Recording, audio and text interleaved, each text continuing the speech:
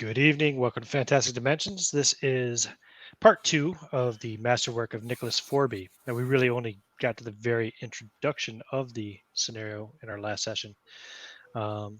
So we will basically pick up from there. You had been called out to the Kandahar house to see previous client of yours, Mr.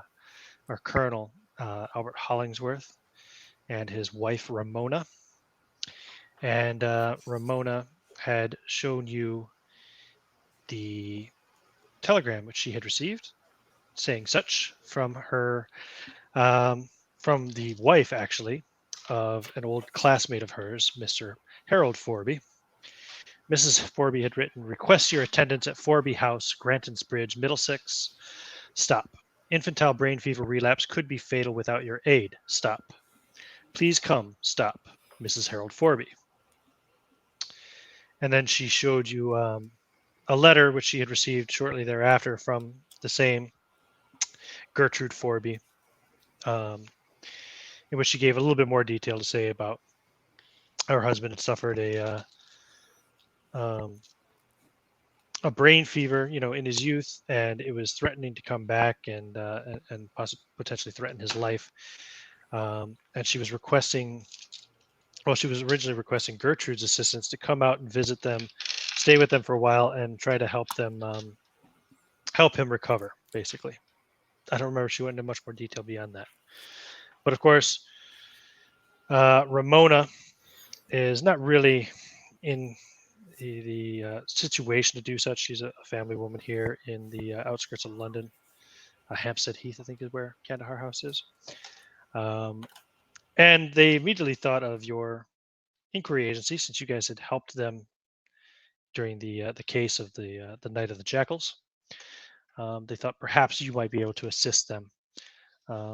I think the letter had also mentioned, if I recall correctly, I can't remember right off the top of my head, but I think the letter had also mentioned that Harold was looking for a lost family treasure. That was And the Hollingsworths, right? the Hollingsworths are the ones that you went out to Colonel. visit. This Right. is this is on behalf of the Forbys in Right. Middlesex. Got it. Right. Correct. Colonel Hollingsworth, you remember, well, your character doesn't remember Merrick, but you remember your character Oscar was Oh involved in yeah, that case. I do. And that was your first case, I think. I believe the gist of His us first getting case. involved was that there was some belief that if he found the treasure, that his faith would carry him through or something like that. That's why we were being called in, is because it was Exactly. something weird. If nothing else, it was at least something that was occupying his thoughts and Exactly. Put him at ease. keeping him going for now, essentially, So you guys have packed up and prepared yourselves, gotten a train to Middlesex. Expenses were being paid by Mr. Hollingsworth, and he was also going to pay your retainer fee as well for the case, since you're helping out an old friend, basically an old family friend, not really his friend, his wife's friend, but nonetheless. Um, Money is not an issue for Colonel Hollingsworth, of course, so he's happy to cover your expenses. Unfortunately, you have not been able to track down Wilhelm von Zorn. He seems to have just kind of gone missing. He's been quite aloof lately anyway. So you can leave a message or something about where you're headed and the case you're going on with Markham in case he should return. And if he doesn't return, well, then I guess it'll be a matter of waiting for the appropriate amount of time before executing his will. So, but let's hope it doesn't come to that. Anyway, retains the title. Yes, he retains the title colonel. He's retired. Sorry, I just got caught up in the chat there. So, yeah, so you've got your tickets. You can get a train out to Middlesex. You'll arrive the next day. You'll leave the next day and arrive later in that day. We're going to call it August 19th, 1891. Yeah. August 19th is a Wednesday. You arrive. Now, let me pull up my information here. There we go. So Granton's Bridge is the station nearest to Forby House. It offers a picturesque scene of rustic charm. However, the village is moribund. Its younger folk are mostly gone to nearby industrial centers to find work. The public house and the doctor's residence are both more impressive buildings than the church. And of course, this summer, 1891, has been a very punishing summer, even more so outside of London, where people are, yes, August 19th, 1891, even more punishing outside of London, where people are more reliant on, things like farming and such, like more directly reliant, I should say, on it. Obviously, London is very reliant on farming, but they don't necessarily see the immediate effects of such a hot and basically a drought that's going on currently across England. So, wiping sweat from your brows and lugging your luggage up to the house.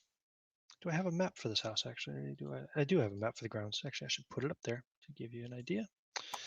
For my notes, what was the village name again, please? Let me take this off. Granton's Bridge. Granton's Bridge. Yep. I believe that's the name of the village. That's the name of the stop, so I assume that the train stop is named after the village. Granton's And Bridge. I am in the wrong scenario. Let me get to the right scenario. Here we go. Forby Grounds. Yeah, this will do it. So here's the grounds of Forby Estate. Okay. So you see you're basically traveling north up the road, or carriage path, as it were, that leads all the way right up to the carriage house and right past the house itself. You see a nice large ornamental lake on the left-hand side. Then there's a rose garden with a bunch of old statues, really nice, well, mostly really impressive sculptures within it. There's a couple of laurel trees flanking the front doors of the house, the main house itself. And then, of course, there's the carriage house around the side next to the stable, and the other things behind it you might not see necessarily from where you are at the moment, but you'll get to see all the grounds soon enough. So I'm not worried about putting that map up there. I can get rid of Night of the Jekylls now. I just kept that adventure open in case I couldn't remember the name of Mrs. Hollingsworth. Right. Once you arrive, at Forby House, you'll be greeted by the butler, who introduces himself as Bates. He is a man in his late 50s. Is there anything else really telling about him? Let me see here. Bates. No, he's relatively small man, actually. Not particularly good looking or anything either, but he will help you, of course, with your luggage, etc., and help you into the house. And Mrs. Gertrude Forby will come up to greet you. Now, Gertrude herself. I will, of course, hand Bates the calling cards for Mr. Carmichael and Mr. Bonham. Of course.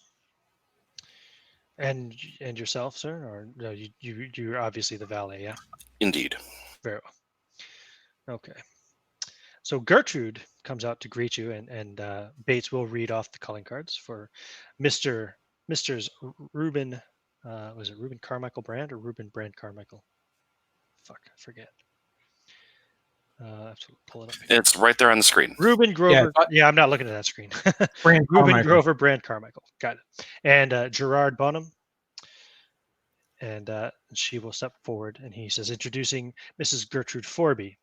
So Gertrude is a stout, attractive woman with yellow hair, white skin, and sad blue eyes, and a very sweet smile. Just how I like them. Mm-hmm. She steps forward and smiles and will offer her hand, I suppose, is what they would probably be most appropriate, and just kind of curtsy a little in your after the introduction. And she'll say, "Thank you so much for coming, Mr. Carmichael and Mr. Bonham. Ramona was sad she couldn't attend herself, but she said that well, she highly recommended you and said that your agency had done uh, a great service for her family in the recent past. I do hope the travel was comfortable enough for you. Indeed, it was a good trip, and it is a lovely village. You have a wonderful home. Ah, well, thank you. Quick question for you guys: do you have any guns on you? Anything visible? Not visible for me. No. Oh, that's something I forgot to ask during prep, is whether or not I would have a weapon. He didn't have a weapon for the meeting that we would have, but being that you were being prepped with the shotgun and everything else, yes, we would still be using our, I believe they were revolvers that were made for the company. Okay, so I'd have one of those. Correct. Okay. At Would least. you have one? Yeah, maybe by now. No problem. Do you have the stats for those guns? I do. Cool. And then Oh, yeah, because Oscar had one, of course. and then Ruben has he'll have his broke down shotgun in travel, but he won't be carrying Yes, it he in, is. of course. Okay, good. Cool. And Jared has the Gerard has the violin case with the cross bottom where his sawed-off shotgun is. I Okay, think the answer to your question is no, nothing visible. no problem. Just something to check on. So Gertrude then will say, "Well, please, why don't you come in? I'll show you to your room so you can wash and refresh yourselves while Bates and Betty set out tea." It's unfortunately, it seems that my husband Harry is on the verge of a renewed bout of the brain fever that he suffered as a child. Um, as such, please be mindful in his presence. We must shield him from any shocks, any uh, any sudden surprises that could be very detrimental to him. Understood. And so she'll show you up. Oh yeah, I can actually pull up the map of the house now too. Get all this stuff out of the way from last session. We don't need you anymore, Colonel Hollingsworth. Goodbye. Grumpy old bastard. Ah, come on. He did right by you in the long He did. run. Indeed. Yeah, he was difficult to deal with during the case. He's definitely stubborn. Mm-hmm. He's a man who's used to calling the shots, Indeed. not having them called. Here we go. There's a map of the Forby house. Actually, I can send these to you guys in the chat too. If I think of it, I will in a moment. So nice. This scenario seems to have taken into account the fact that there's difference in floors between U.S. and the U.K. So they've just labeled them ground floor and upper floor instead of ground floor and first floor. So she'll lead you to the upper floor. You can see where you came in. There's the veranda. You came into the entry hall. She'll take you up the stairs there, up one level, and show you to the guest rooms. And I'm looking at this right. It looks like there are only 2 guest rooms available in the kind of top right corner there of the house, which I assume would be kind of the northeast corner of the house. Um, yeah, that's correct. That would be the northeast corner of the house. And she says, please take your time and prepare to refresh yourselves after your journey. And she shows you to the door to the library, which is just on the other side of the stairs there. You see. She says we'll have tea in the library there with Harry. Okay. I see another guest room, but there's something like a note under it. There is, yeah, there is indeed. I will ignore that for now. Oops. The note under there was none, yeah. Sorry. Voila. Okay. Anyway, so you have time to go and wash and put your bags away, etc. Of course, I'll unpack everyone's clothes and get them brushed out and whatnot. Mm-hmm. Cool.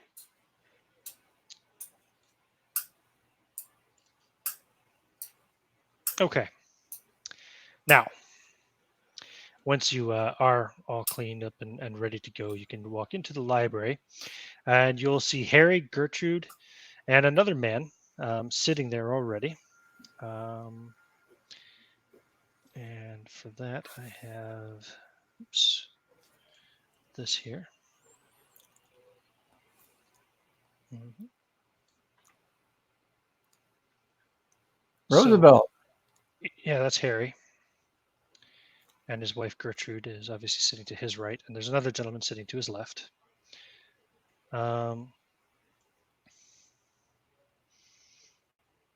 Yeah, so as you walk in, Harry looks at you kind of scrupulously, and Gertrude gets up and says, "Harry, I'd like to introduce you to Mr. Reuben Grover Brand Carmichael and Mr. Gerard Bonham. And I'm sorry, I did not get the name of your valet." I am Belgrave, ma'am. "And Belgrave. This is my husband, Harry, and my brother, John." So Harry is broad-faced, strong-featured, sandy-colored hair, mustache, and a florid complexion. You can see two canes. Actually, I don't know if they're in the image or not. There, no, you don't really see them. They're leaning up against the bookshelf behind them. You're in the library after all. And the other man, John, is yellow-haired and blue-eyed as Gertrude, tall, broad-shouldered, handsome, strong, and tanned from extensive travels, you would guess. Um, Give me spot hidden checks. Let's see who would be able to recognize this. I suppose any one of you probably could, particularly Ruben and sorry, fucking Belgrave, being that the British, but I their station. But got a 71, which I do not believe is going to work. Let me check real quick. I have a hard success. okay, 19 under 55. you would notice anyway from his demeanor, the way he kind of stands. This is a military man. Okay. In fact, let me look at that image again. Yeah, no, he's not wearing a uniform at the moment. No, he's wearing. Yeah, okay. Couldn't remember if he was wearing a uniform, but no. And Harry says, "So, Ramona was unwilling to visit herself, and so you are the ones she has recruited, eh?" I do not. Gertrude kind of blushes a little bit and looks down, like a little embarrassed.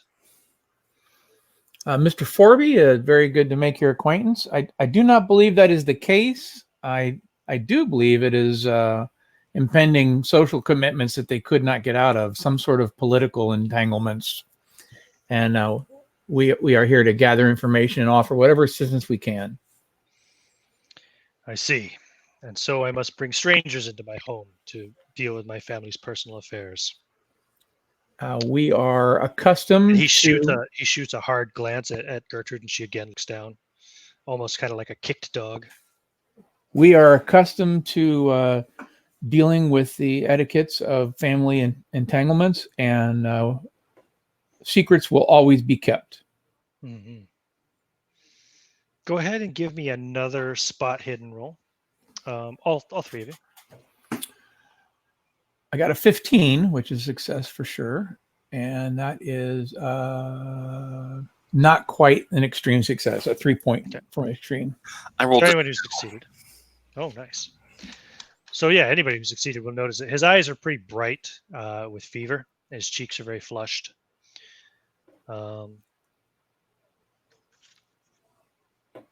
But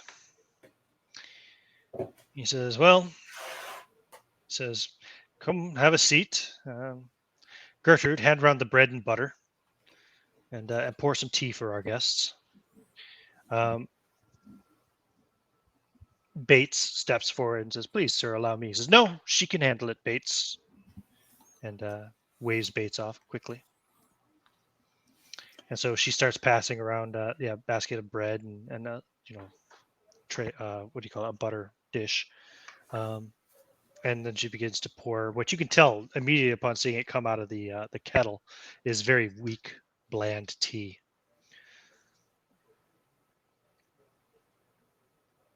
So as not to upset someone's constitution, or they're poor.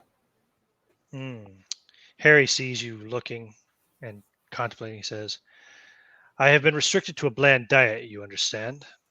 And, well, I figure, why should I suffer alone? So I require the entire household to eat the same as I do.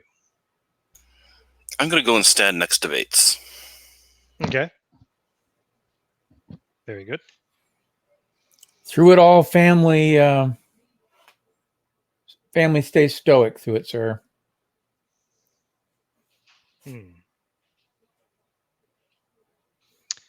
So, I suppose Ramona has revealed to you, as my wife already mentioned in her letter, that I am looking for the family treasure. And he gestures to a painting. Let me find the description here. Library. The library. So in the library, books cover 3 of the walls with bays on each side. There's a step ladder, which is required to reach the upper shelves, resting in one of the bays. The fireplace is on the southern wall and is surmounted by a portrait, flanked on either side by bay windows. There's a table with a shaded oil lamp in the center of the room, which actually is probably where you are currently having tea. Let me just pull up my thing here. Sorry. The mouse is not very, yeah, that would be where you're currently having tea, actually. So maybe the oil lamp has been moved aside since it's daytime. Next to the door, there's an old ancient invalid's chair. Near the fireplace and windows, there's an oak desk. And the painting itself that sits above the, where's the description of the painting?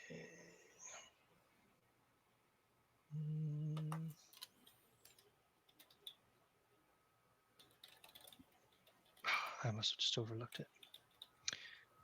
It mentions, yeah, a painting surmounting the fireplace. And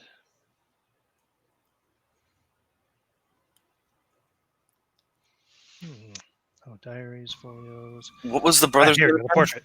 The painting above the mantelpiece in the library depicts a man sitting at a desk who looks similar to Harry a little bit, but definitely is not. Sitting at the desk next to the window, the same desk that's present in this room. He's a small, dark, twisted figure with pain-filled eyes and a white, drawn hatchet face adorned with a small goatee. He sits at the desk in an invalid chair with an open folio before him, and in one hand he holds a green stone the size of an egg, which looks like it may be an emerald. Out of the gloom at his left shoulder, there is the face of another man, flat, sullen, faithful, and pallid. The painting is signed by a Christopher Lemon.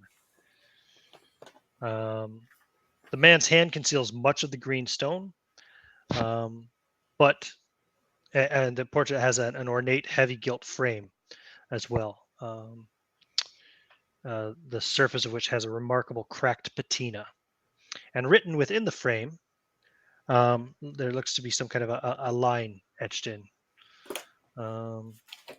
So Harry gestures to this painting and says, as he mentions the family treasure, it is my grandfather's emerald.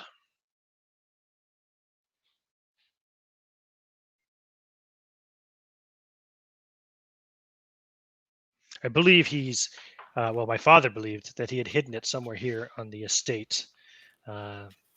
Grandfather was a cruel man and used to taunt my father with its existence, but never telling him where it could be found. That is, before he shot himself.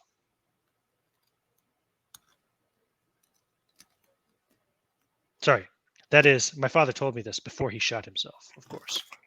And to which and then he kind of like puts a hand down on the table to steady himself, and he kind of looks to swallow heavily, and his wife reaches over and puts her hand on his hand, and he slaps it away. I'm fine, woman, don't fuss.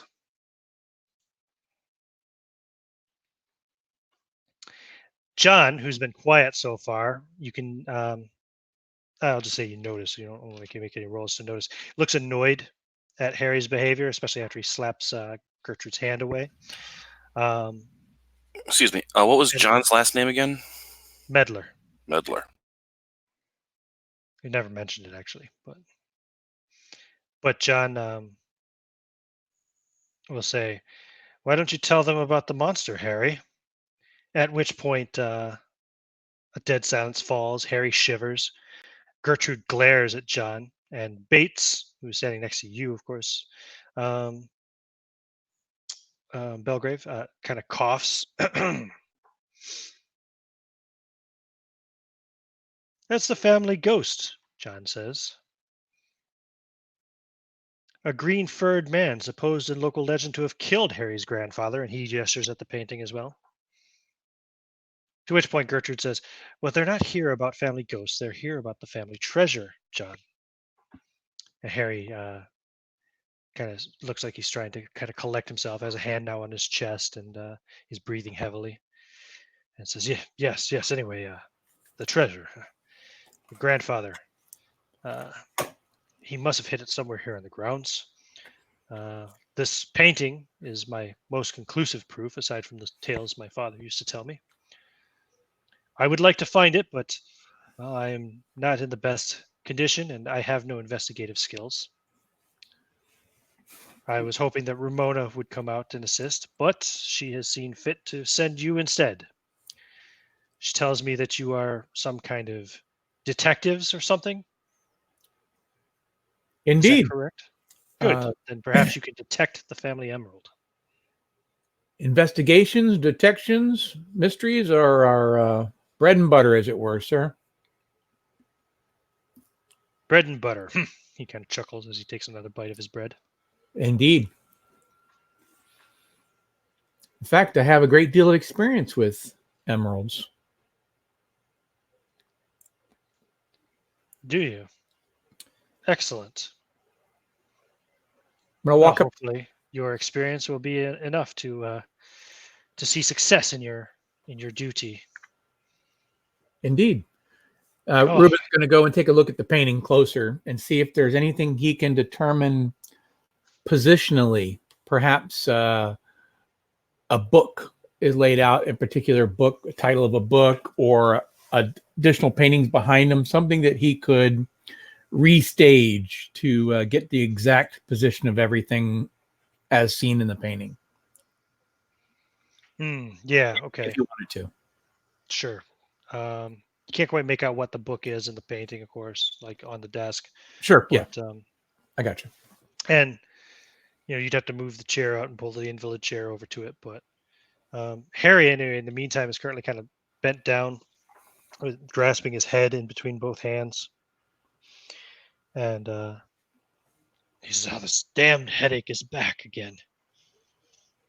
At which point Gertrude gestures and Bates steps forward, and Gertrude and Bates both start to help him up and say, and Gertrude says, come on, Harry, let's get you back to bed for a bit more rest." Sir, if you could excuse us, it's been a long trip, and we will find ourselves some rest and then get onto the case immediately after. Good day. Yes, of course. Giving him an honorable way to get out. Mm-hmm. Cool. So Gertrude and Bates kind of like take him out of the room, leaving just you guys and John there. And John just kind of picks up his little napkin and wipes at the corners of his mouth. Says, "You'll have to forgive my brother-in-law. He's a bit of an oaf."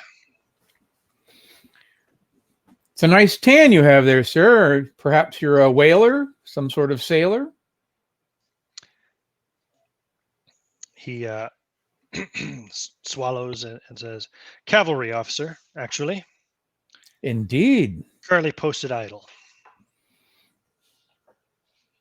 It is a shame that my business partner and fellow investigator was not able to make it. He also was a cavalry officer, although Prussian. Ah, I see. Yes, so it's unfortunate that he couldn't make it. Is he ill? No, he was just occupied with another investigation. He may indeed follow up.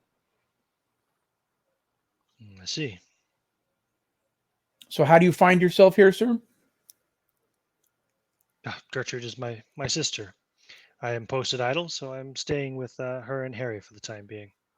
I see.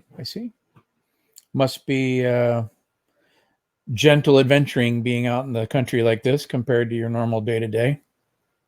Yes, but a little rest and relaxation never hurt anybody. Indeed. And given Harry's condition, I think Gertrude could use the support. And the distraction. Perhaps. So, please. We've seen many a strange thing. Please describe this monster so I can get it out of my head. Monster, ghost, some kind of a man with green fur. Supposedly killed Nicholas there. He gestures to the painting. That would be Harry's grandfather. It is odd that a character of such repute would be noted to be a ghost and green and hairy. That goes against standard tenement, doesn't it? Well, More of there a are many goblin strange- or a hobgoblin or something. there are many strange legends in this land, you know. Indeed. England is it's a big place. I do Even find it bigger curious if that you it's consider the kingdom. a green stone and now a green monster. Well, surely such things don't exist anyway, do they? I was merely trying to poke a little fun. Of course. No. Thought it might I agree. cheer That's the why. old bear up a bit, but I guess not. Yeah, I suspect that if it was a ruby, that it would have been a red furry monster, is what I was getting at. Mm. At this point, Gertrude and Bates come back into the room. Madam, bows. Mhm. She kind of smiles, and you can see like she looks like she's on the verge of crying, but she buries that and she just smiles and nods.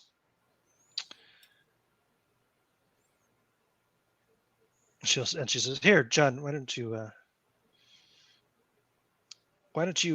help me tidy this up, and Bates can tell the gentleman about the events of the recent nights." "As you wish, madam," Bates says, and he'll step forward. And uh, you don't need to bother with that, madam. Betty and I will take care of it after I speak to the gentleman.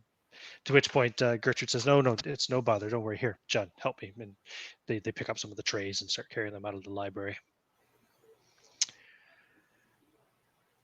So once Harry is gone, obviously off to bed, and Gertrude and John are carrying the trays out, Bates will step forward and kind of hands behind his back say, "Yes, Harry, sorry, he wouldn't say Harry. Mr. Forby's condition seems to have been worsened by recent events.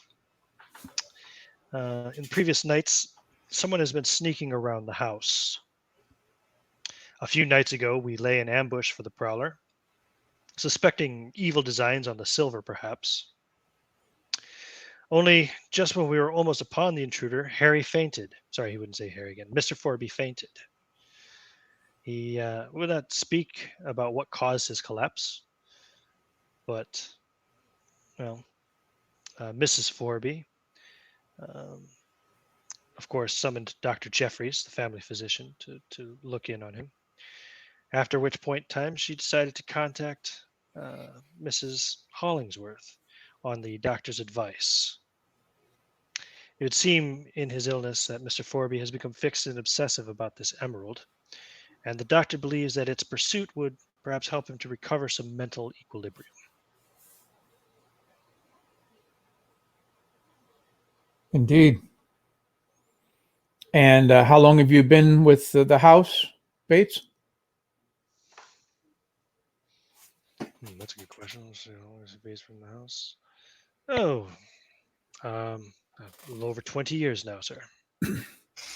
I ask in context, did his father search for this emerald egg? Double check some dates here.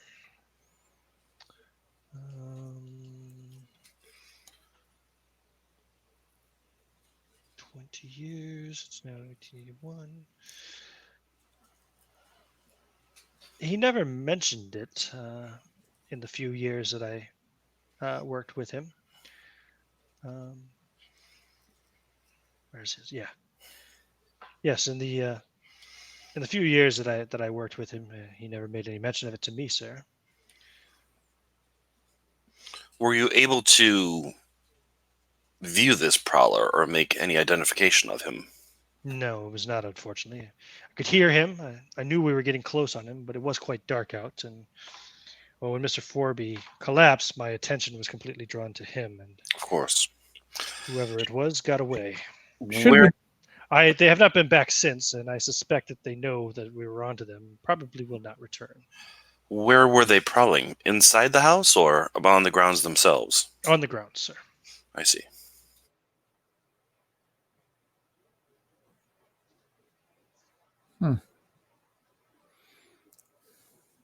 For the sake of disclosure, and keep in mind that propriety is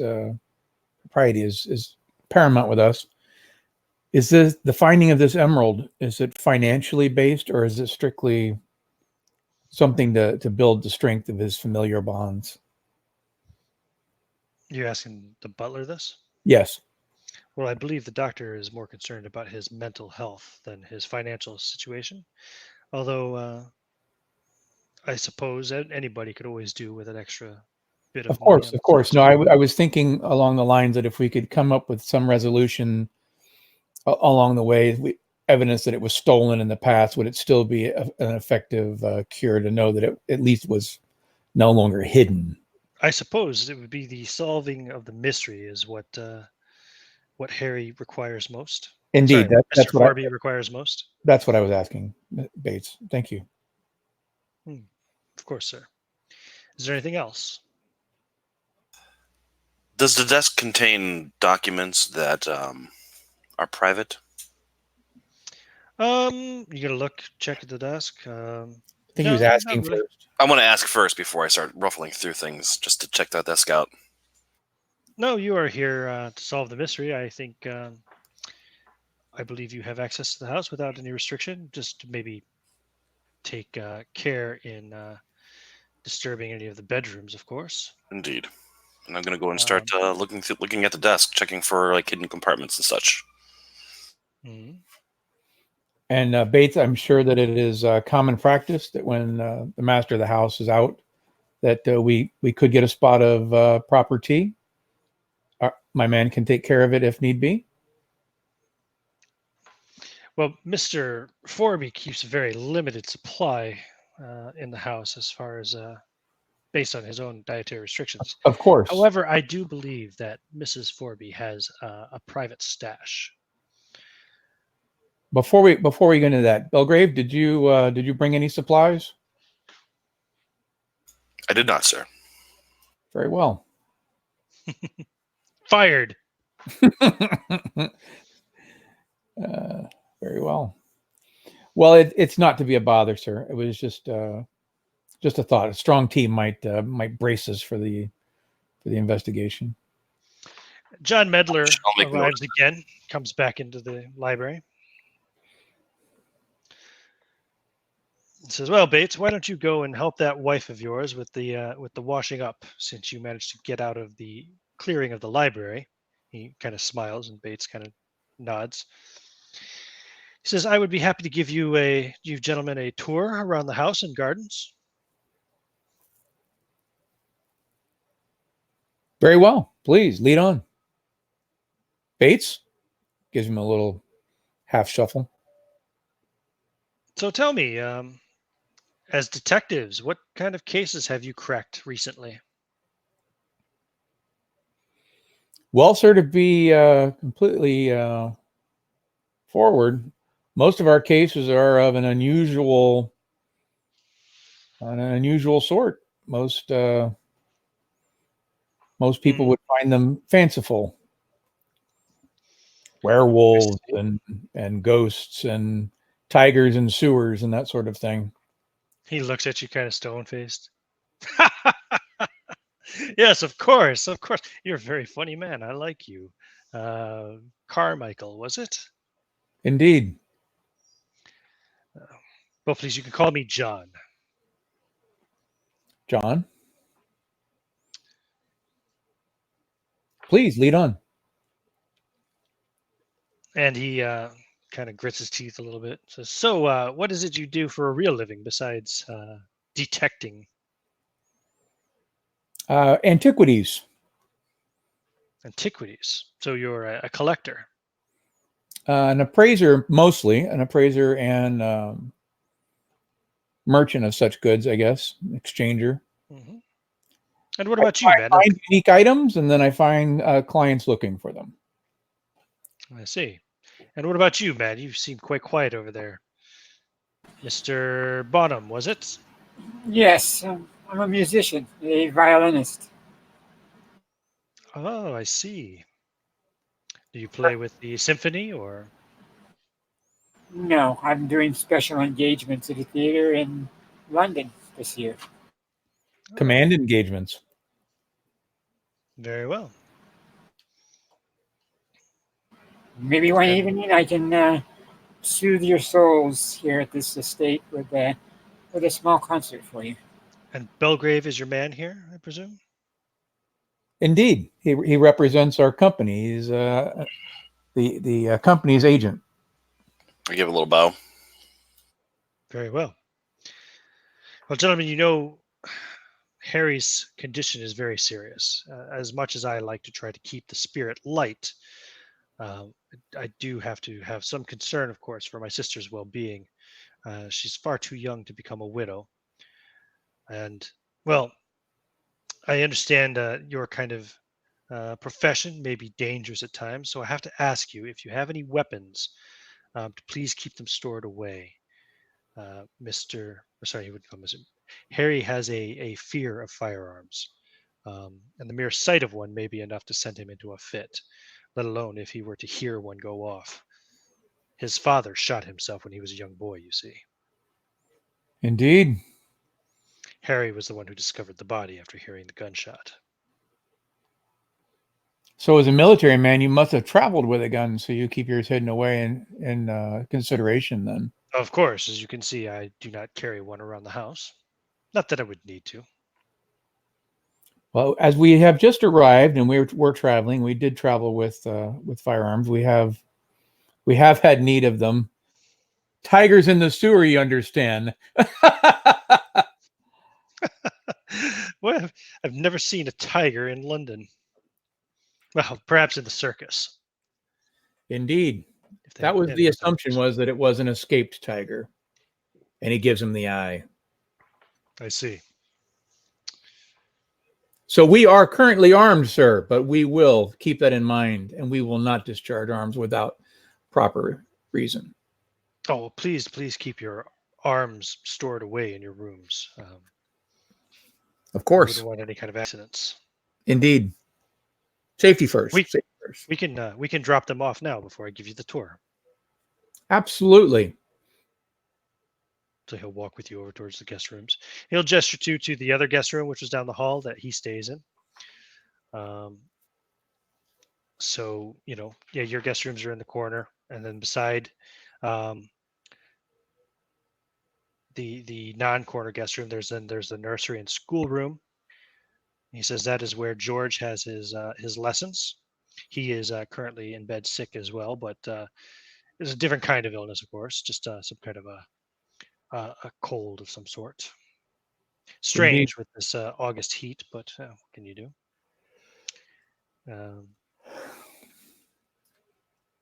Is is John making an effort to watch?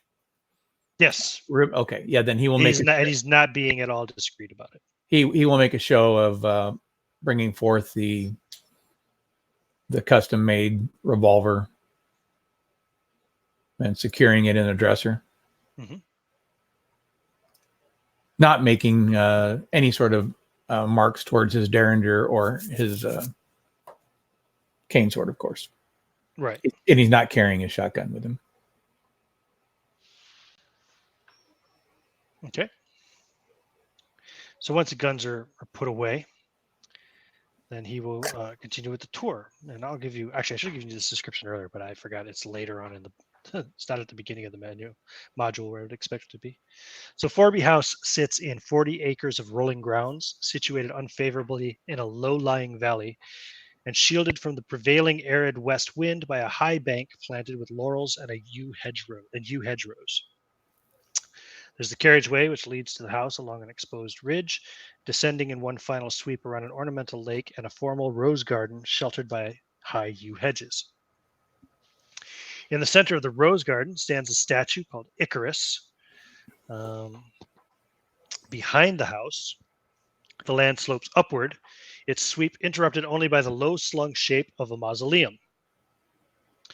The house itself is lit with gas jets in the principal rooms and oil lamps in all others. The house is older than its facade, dating back to the Reformation. The entrance area is of a Greek portico design, fashionable in the early part of the century, with Corinthian pillars and a wide paved veranda, with a laurel standing on each side of the door. The hall, the parquet hall, is overlooked by seemingly endless ranks of deer skulls and paneled in dark stained oak. A corridor leads off to the left and double doors on both the left and right. The hall leads to the main stairs. Beyond the staircase lies the green baize door to the servants' quarters. The hall, sitting room, dining room, and library are all roofed with Nicholas Forby's designs, pressed mold ceilings of white painted lead with lofty proportions of outre design. All have deteriorated over the decades, and the decay has uncannily emphasized their grotesque nature. The main stairs, crimson carpeted, lit by a large landing window. The window is shuttered, but the warmth steaming through it seems oppressive by the end of the day. The sitting room is through the double doors on the left, very lively with light velvet accoutrements and French windows. The morning room at the end of the corridor on the left, with access to kitchens and sitting rooms, is suited to its business purpose and little else. It contains a bureau and an atrociously ugly Toby jug filled with listless flowers. The dining room is a dark oak room, which continues from the hall, designed to impress guests rather than set them at ease. Beyond the green baize door, of course, is the kitchens, pantries, scullery, butler's pantry, and sundry rooms. There's a cellar, which contains the cool rooms for meat and dairy products and fuel storage.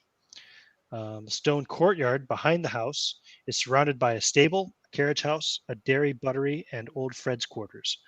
Old Fred is the gardener, I believe. Well, that's just the gardener. He's a bit more than that, but yeah, he's like a houseboy kind of thing, you know. The courtyard contains the pump and the locked outer chute to the coal cellar. Sorry. There are two large, friendly dogs housed in the stable: a setter named Mike and a bull mastiff named Peter. Upstairs, the upstairs landing accesses a corridor connecting the master and wife's bedroom and a child's bedroom. A nursery and schoolroom, a few guest rooms, including the one used by John Medler, a linen closet, and a games room.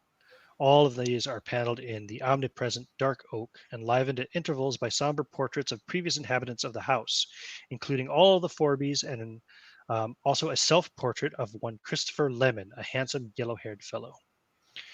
The library, I already read you the description in there. You haven't gone over the books, but you can do that later when you decide to do more investigative stuff. And yeah, that's about it. So that's the house and grounds. Oh, of course, there's an ice house as well, which shows up. There's no description of it here in the book, but you can see it on the map there. There's the ice house out over the hill past the mausoleum. So they keep ice there as well. Any familiar features between Lemon and Medler, other than the hair? Let's see. Where's that bit about?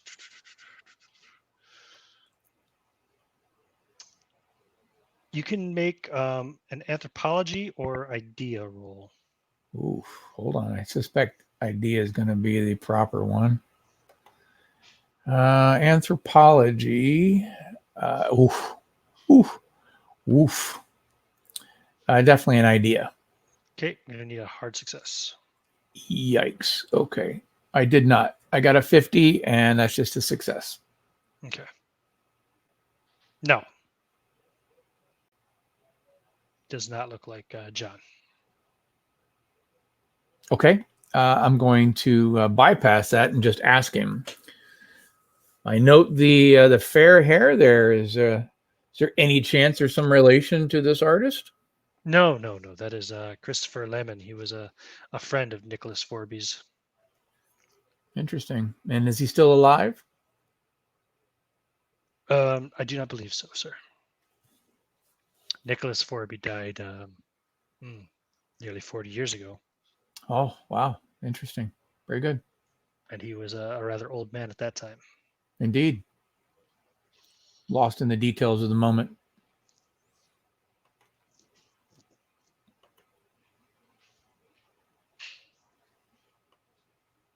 Mm-hmm.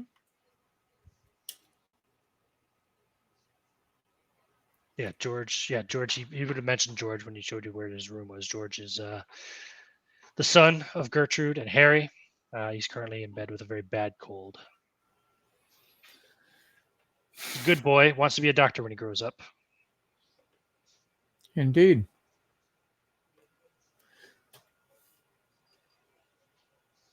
So I guess the to start off the whole process here, which buildings are newer than the others? We're looking for, if we were looking for a hiding place, it would be in a building that was around when the original master was around. Are there any newer buildings that you know of, so we can bypass those initially? You mean any buildings that have been built since after Nicholas's death? Correct. Ah, I see. I believe only the ice house. Very good. Bates might be more informative of such things, though. Sure. He's lived here far longer than I have. Absolutely. No, it was just a casual, curious thought. Oh, there is a bit on the ice house here. Yeah, the ice house.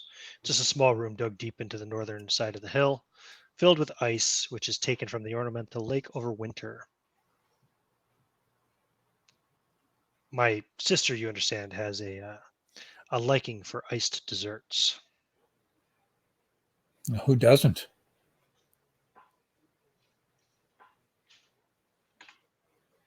Very well. Well, if you know your ways around, if you need me, you know where to find me. I will retire to my room for a bit and do some reading. Thank you, sir, for your time. If you need anything, don't hesitate to ask. Give the And short. he will leave you again, kind of up by the library, in the hallway there, anyway, on the upper floor. And yeah, let's take a quick bio break. Very good.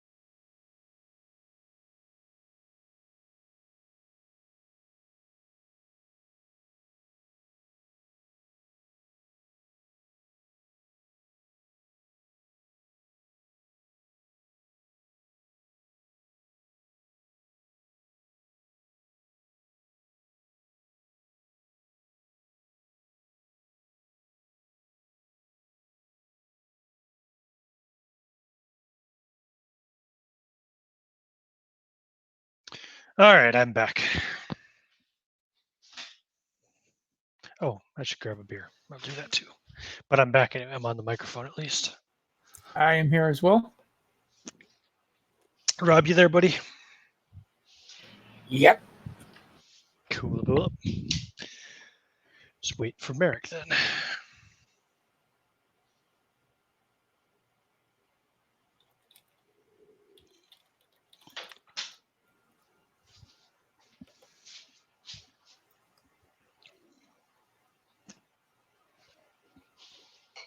Sorry if I went over any of that information too fast too. By all means, don't be shy about asking. Sometimes I tend to just read through things real quick and No worries.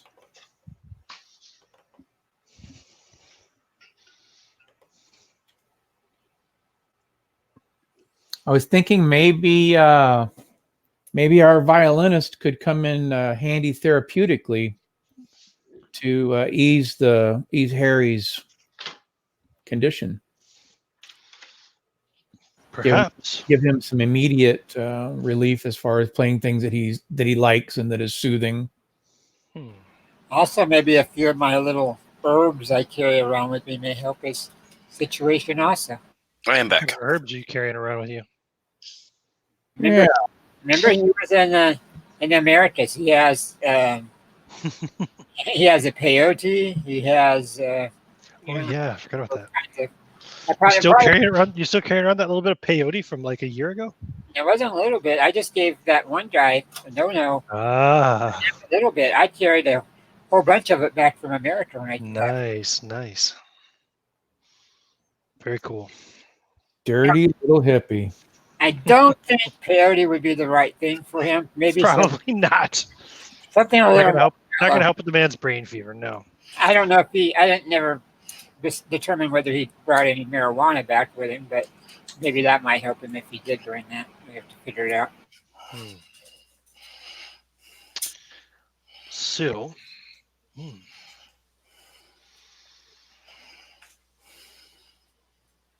you got the brother's name now, right, John? I see you typed that in the chat. I got that a long time ago. You popped up with John Midler right after that. Cool. Okay, so you let me see here. It is now by this point in time. Let's see here.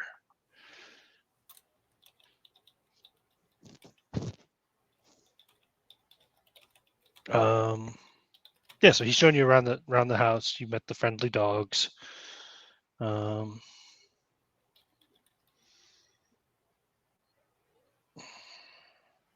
Give me idea rolls.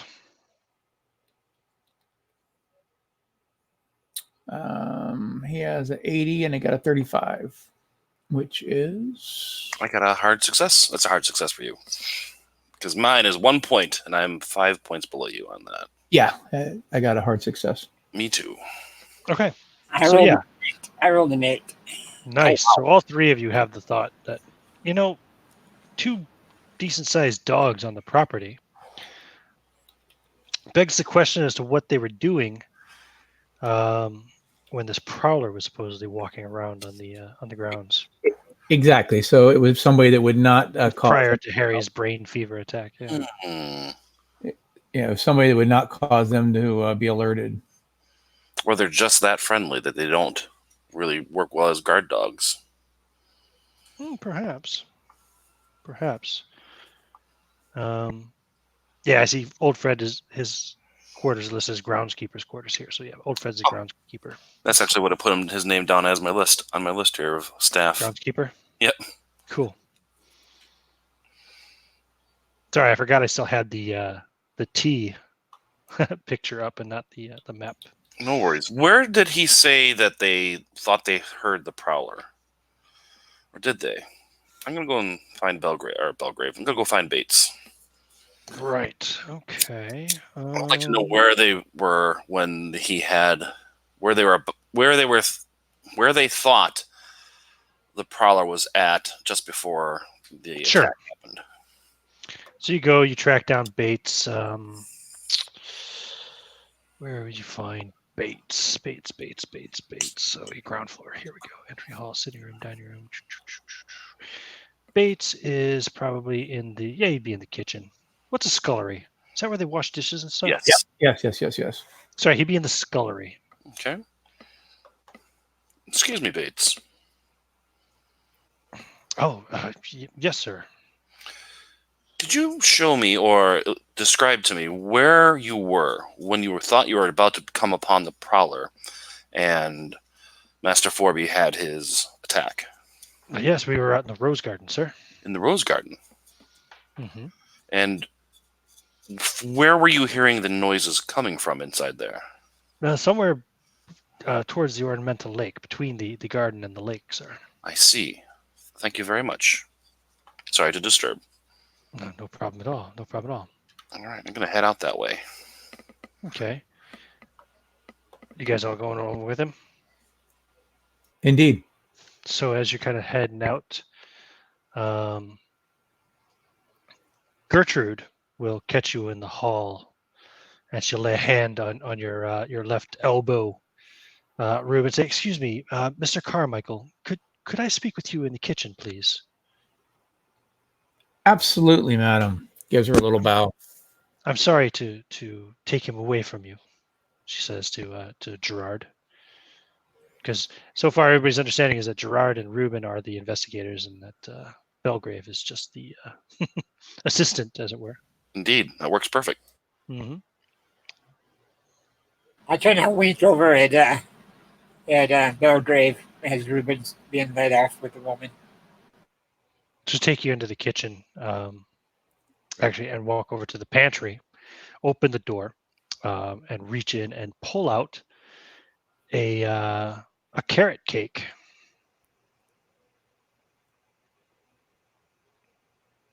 And she says, "Bates, please put on the kettle and let's have some proper tea."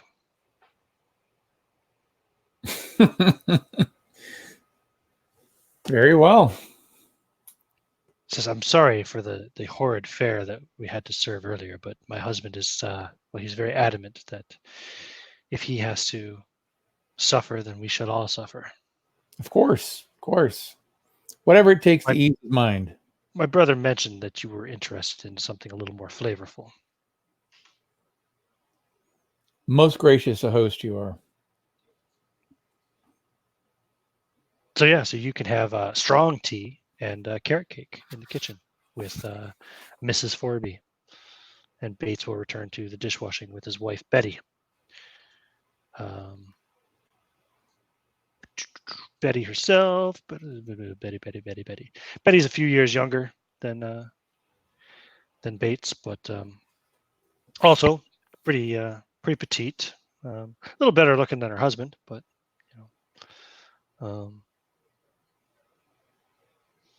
yeah, they'll work away at cooking. And you may also have come across the housemaid while you're doing the tour of the house. There's a 16-year-old housemaid as well, Connie. She's probably too good looking for her own good, being that she's just a housemaid after all. And it's typical kind of late teenage girl, young woman, really. She's 16 in the time period. She's probably considered a young adult, Sure. And you say too good looking for her own good. Well, just for, like she's being a housemaid and all that, she probably thinks that it makes her a little bit more above her station than she is. She's a good-looking girl and she knows it, but at the same time, of course, Betty and her husband Robert, they have to kind of keep her in line sometimes. Sure. Perhaps a slightly older gentleman could assist in that manner. Gotcha. Perhaps. Anyway, so you guys were going out to where? So I figure we start from the Rose Garden and just start walking towards that loop in the lake there. You see that little outcrop, little peninsula? Start checking around there for like disturbance and tracks and excuse me. Oh yeah, okay, gotcha. How long ago was this event? How long ago was the event that they He thought had said it was a few days ago. And it's been dry, so there's no rain to really disturb anything. Although there is the wind, but the wind is blocked. Sure. So there could be a good chance that we'll find some evidence. Yeah. So the grounds are parched and listless, populated by rabbit and deer.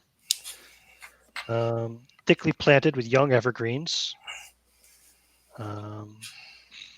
Many saplings are dying from the drought. Water from the lake is used to maintain the rose garden. Is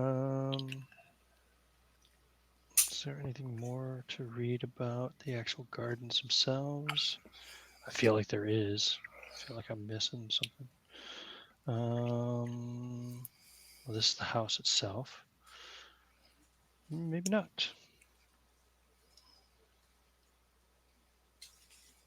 It's funny the way they laid this out sometimes. They put the whole tea section, having tea with the Forbies and all that, in front of where the description of the grounds is.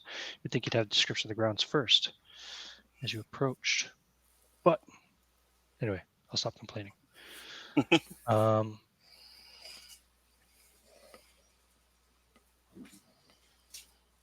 looking for a description of the statue, so because I know there is one in here somewhere. Yeah, the Icarus at least. Yeah, here we go. So yeah, there's the Icarus itself, okay, which is a life-size cast bronze of a naked man covered with verdigris as a result of decades of exposure, but is otherwise, owing to its sheltered position, in the best state of repair of all of the statues. Is depicted lying on his back with closed eyes and spread-eagled arms. There's no trace of any feathered wings. Do you know anything about history or cult, etc.? Yes. Flying too close to the sun. Your character, I mean, not you. But, Oh, my character? yeah. You have history or occult? I have 10 in occult. I put a few points into that. What about history? History, no. What about you, Robert? Or sorry, of course, Gerard. I would assume that he'd have some teaching because he was from an upper class family, so I assume he would have been schooled in Greek mythology. If you don't have points in history or occult, then you guys, either one of you can make knowledge rolls, which is just education, but you need to make a hard success. Do I get to roll? No, because you're having tea with Mrs. Forby. Damn it! I have the highest rolls in those. I did not roll well. He runs out, but wait for me.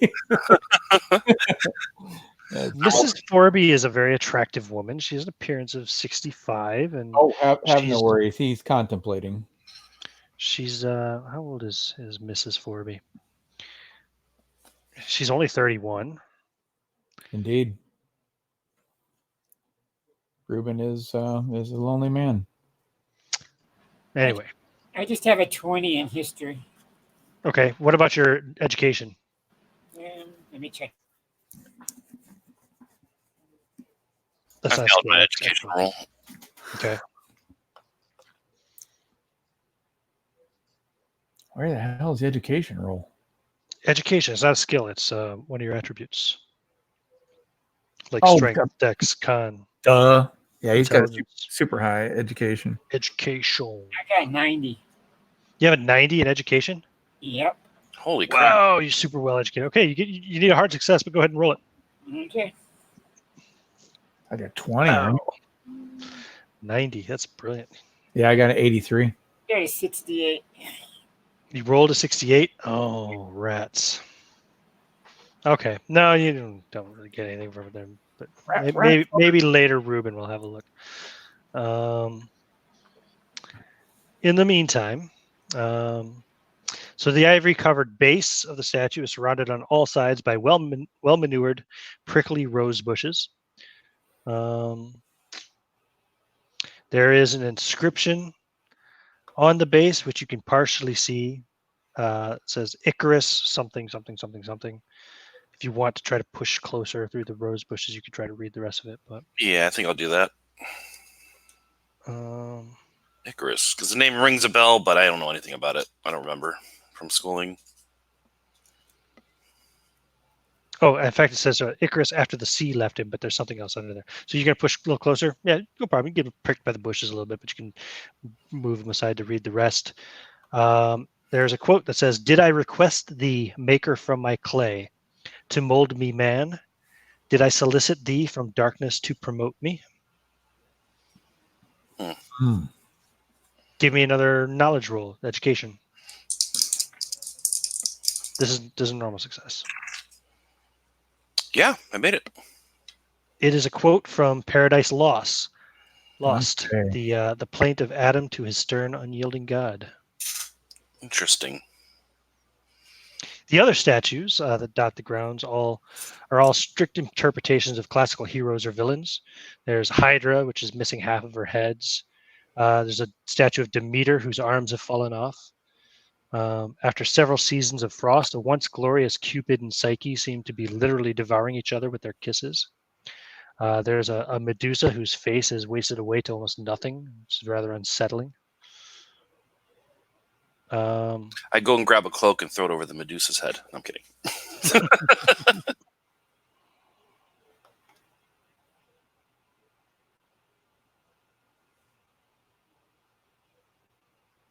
All right, we'll continue on towards the lake. Okay, cool. So you guys go walking up towards the lake then, looking around for tracks and stuff. But, What time is it right now? let's see. By this time, it's late afternoon.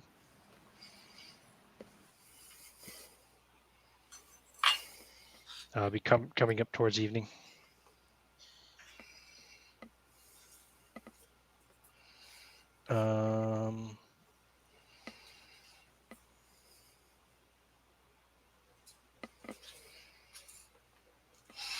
So you see Medler coming out of the house and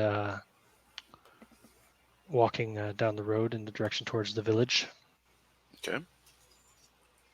If he notices us noticing him, I'll wave. Yeah, he does. Wow, not one on his spot hidden. He waves, says, "Gentlemen, I must bid you fair due for the night. I hopefully shall return tomorrow. I have a business appointment which calls me away to London." Godspeed, sir. Good luck, and if you have any more questions, remember, I shall return tomorrow. I shall bear that in mind. Do me a favor, would you? And he kind of starts walking actually in your direction a little bit more. I'll move towards him. He's looking over at Gerard, but then he realizes that you seem to be taking a bit of initiative, so he'd look to you as well. Say, "Don't let him bully her while I'm away."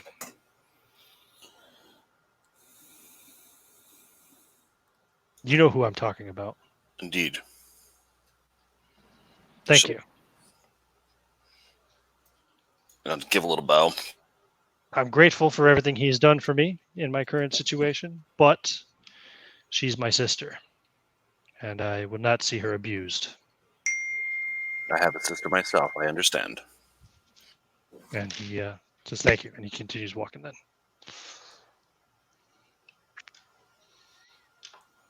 Okay, so you guys continue searching. Yep. What was the timing? I don't know, somebody's phone or something. Okay. I just wanted to make sure it wasn't Posey. It was the clock. The clock in the parlor. It chimes every hour. Yeah. So I was wondering.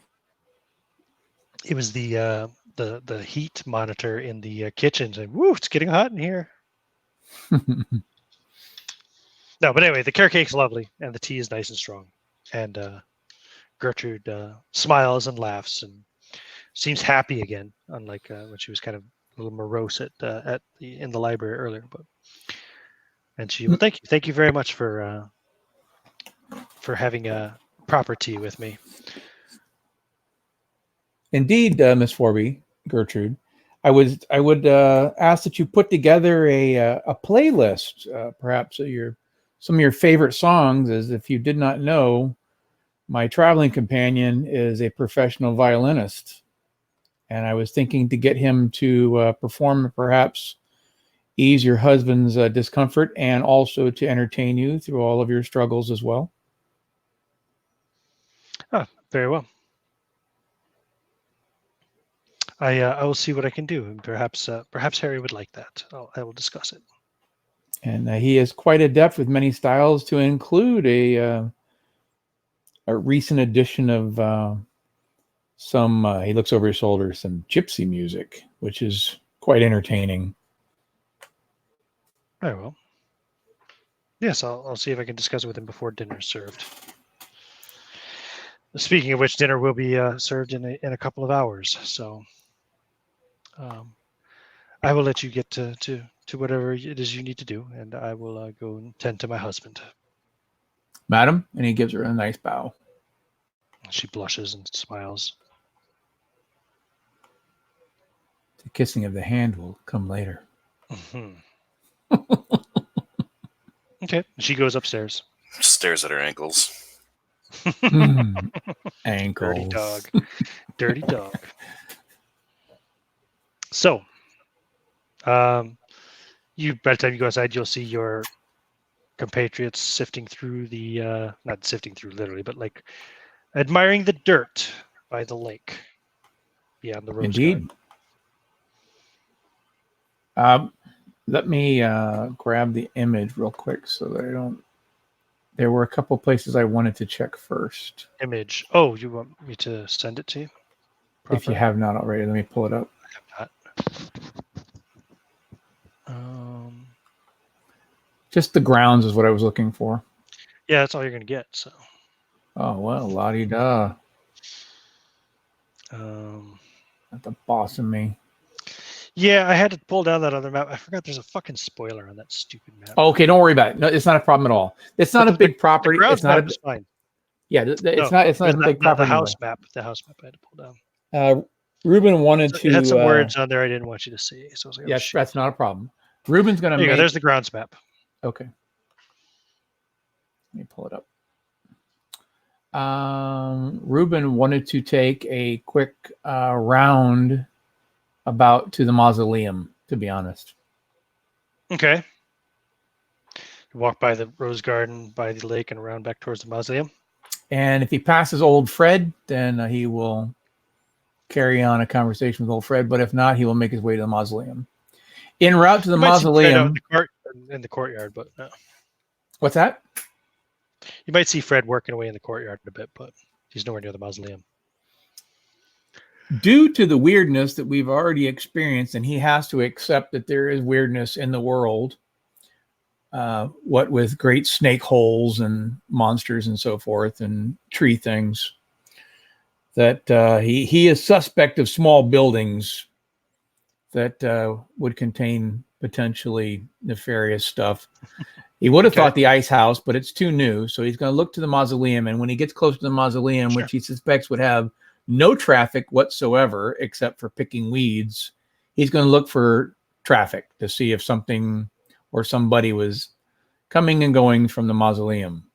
Okay. Well, the mausoleum is built of local stone, exquisitely carved into the likeness of trees, animals, people, and mythological creatures. 2 gargoyles, or perhaps devils or frightful angels, guard the front entrance, which is pillared as the house in the Corinthian style.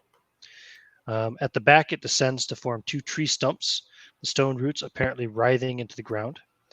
The overall effect is overwhelming, perhaps because there are too many eyes carved into the stone, watching, unblinking. The mausoleum itself is locked.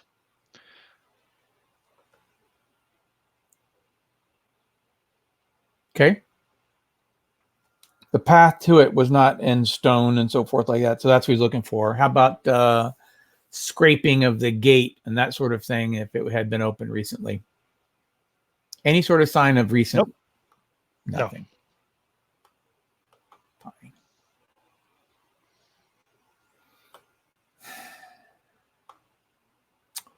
All right. Take another look. I'm going to let the ice house go for now. If not, the mausoleum.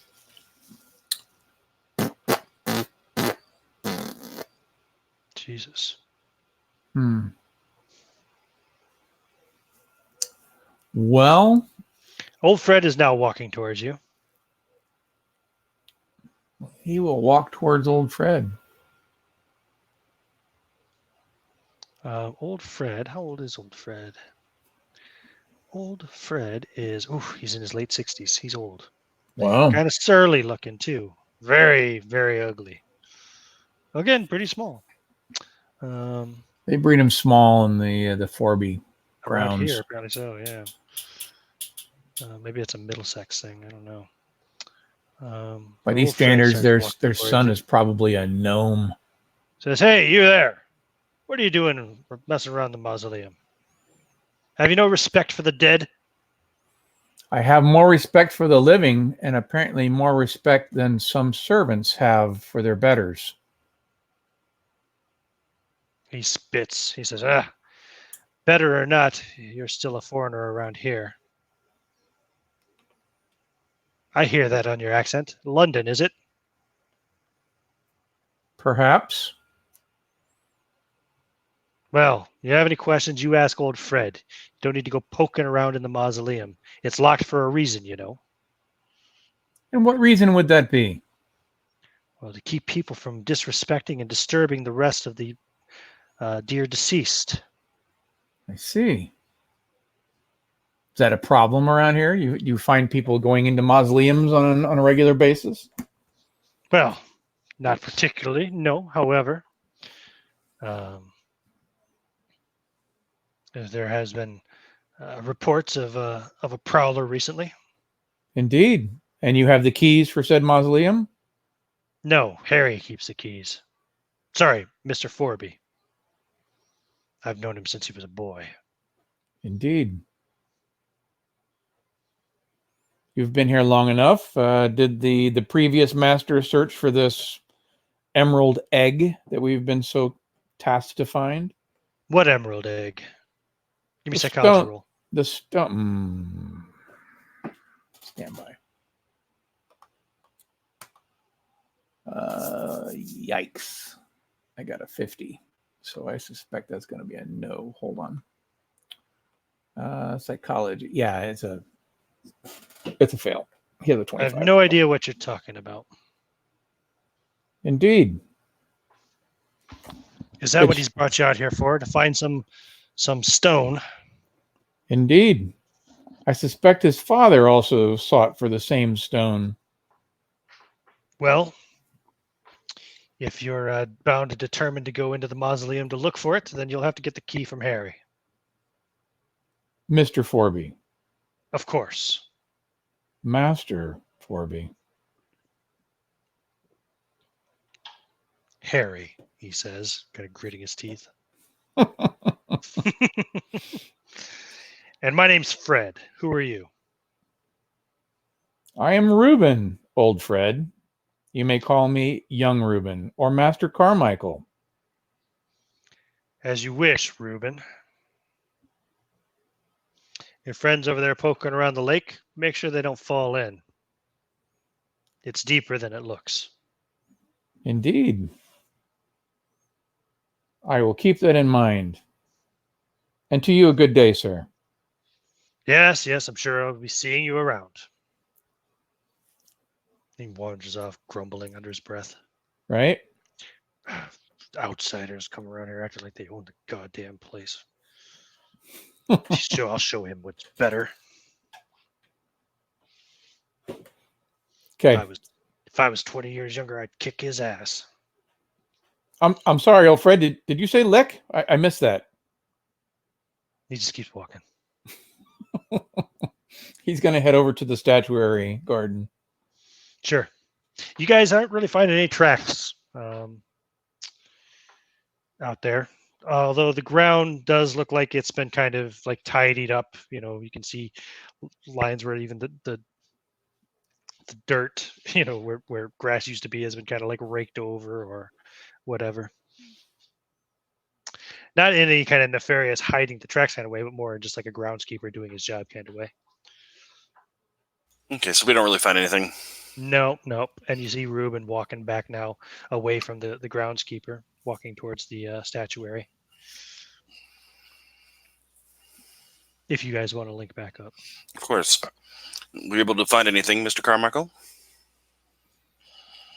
The mausoleum was locked up and doesn't appear to have any traffic, Hmm. which is both a positive and a negative, I suppose. Positive that he looks around. There aren't any ghouls or some sort, creeping out from it. Not that I believe in ghouls. And then, but the other thought is that if one were to want to hide a stone, such as this emerald egg, the mausoleum would be my first bet. That is an interesting thought, of course. Yes, we were not able to discover anything of their mysterious prowler. We checked the area where they said they heard him, or it, or her, and there was nothing. No tracks of any kind. And that was near the statue area, I assume? That's where you were? Somewhere between the rose garden and the lake, they said. I am curious of the statuary, so either come along again or find yourself something else. There's the one in the middle is quite interesting. It seems to be the rest of them seem to be mostly mythological creatures and such. Yep. The strange, Hydra missing a bunch of heads. Demeter with no arms. Well, Right. the strange thing was the quote from Paradise Lost on the statue in the center. I don't recognize the figure. Someone called Icarus, and I don't remember that from the play or from the poem. That was a poem, Go right? ahead and give me a well, it's a poem, It's a long. a long poem All right. in the same like tradition. I think that the Odyssey could be a poem. Yeah, I suspect Icarus is used in this context to meaning mortality and so forth like that. Yeah, go ahead and roll history or occult for me, John. Which would you like? They're both quite high. Roll them both. Roll one die roll and compare. Tell me if you pass either or both of them. All right, here we go. Ouch. The one die roll is a 46, and he passes both easily. He has a 65 in history and an 80 in occult. According to Greek myth, Icarus was the son of Daedalus, a famous inventor.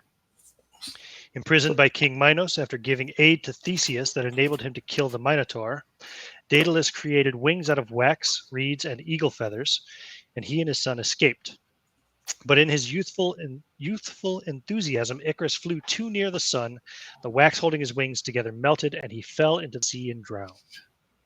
Indeed. You will notice the statue has no trace of any wings, however. The classic story of minding your elders.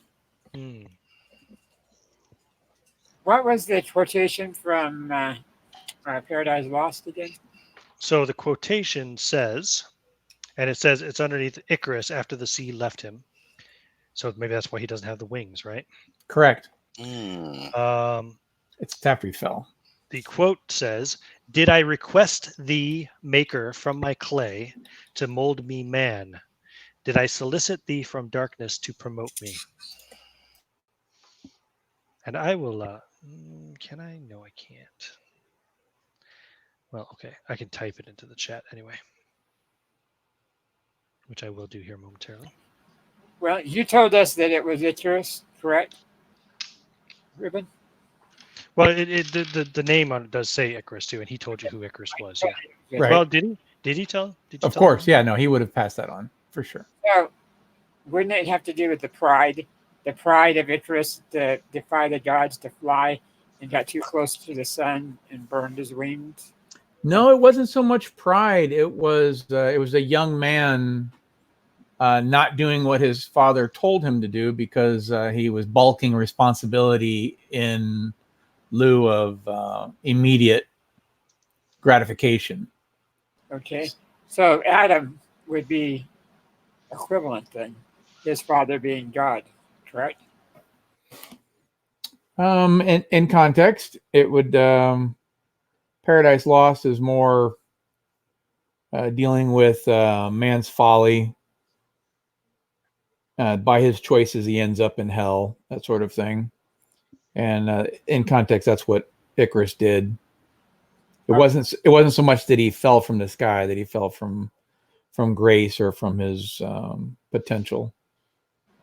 Possibly, maybe I'm mistaken. Would that quote been from Lucifer and God was his father? And he was cast down? Oh, it could have definitely been applied to angels for sure. Yes. Okay. Although he did speak of molding me from clay. Exactly. So I would have hazard it's Adam speaking. Yeah, the quote is from Adam. Yeah, speaking that to is God. Adam speaking. Mhm. Interesting.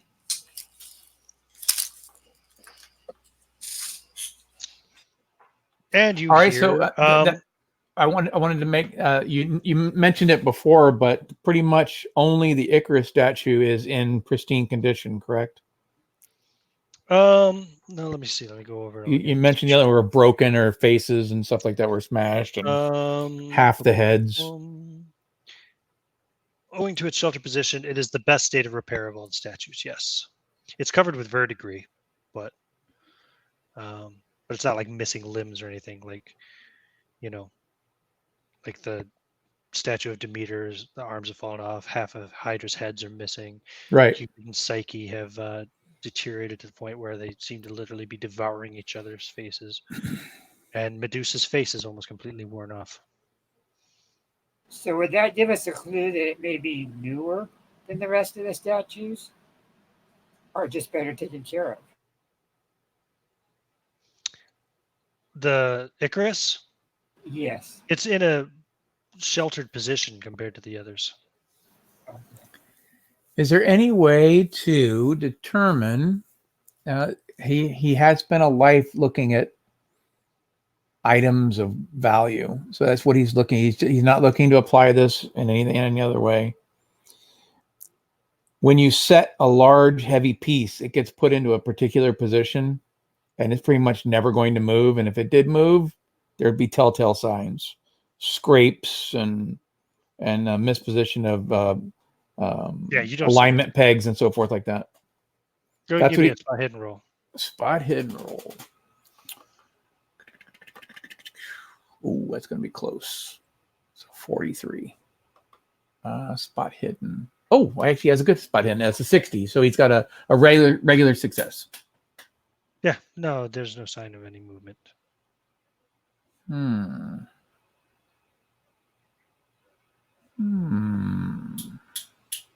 And you hear a bell ringing up by the door, and you'll see Gertrude standing there. The dinner bell. Now, the only people that are with us are my compatriots, correct? 3 of you, yeah. I'm going to take out a piece of chalk that he carries around with him for marking. He's going to mark the positions of the hands and the feet along with the... You'll have to crawl through the thorns and the rose bushes to do so. Fair enough. He'll take the hit. I can pull them aside, and I can hold them aside for him. He's got his cane also to try to shift him to the you side. Can do it. I'm just saying, you're gonna have to start crawling. So he's going to mark it so that where the Most hand not meets, like you very much anymore, but where the hand meets the base, he's going to put a chalk mark so that it carries over. Where the foot meets the base, the knee meets the base. That's where those contact points. So that, let's just say that if a statue were to move, it would. Paranoid much? Jesus. Well, yeah, you mark it, no problem. Fred, you see Fred eyeing you from across the. Let me see. Let me pull up my map again real quick. Let's see. Yeah, you see Fred standing there at the corner, looking at you, glaring. He's going to wave. A look of hatred on his face. He's going to tip his hat at him. Hi. How you doing? He does not make any gestures towards you for the fact that he's afraid he'd lose his job if he did. Is that the groundskeeper? Yes. Oh, sorry, you're probably asking Ruben, yeah. So he's going to leave a little note on there. Old Fred, do not erase the chalk marks. And he's going to carry on. I'd like to find out when that statue was placed there. Sure, sounds like things can be discussed at dinner. Indeed. Dinner it is, gentlemen. So dinner is served in the dining room. All of you are present except for John Medler, who went to London for business appointment. Dinner. Due to his position, will our Will our gentleman servant be able to eat with us, or will he have to eat with the staff? I was thinking that same thing. Would I be eating in the kitchen or with the rest? Well, traditionally speaking, if he's a servant, he would eat in the kitchen.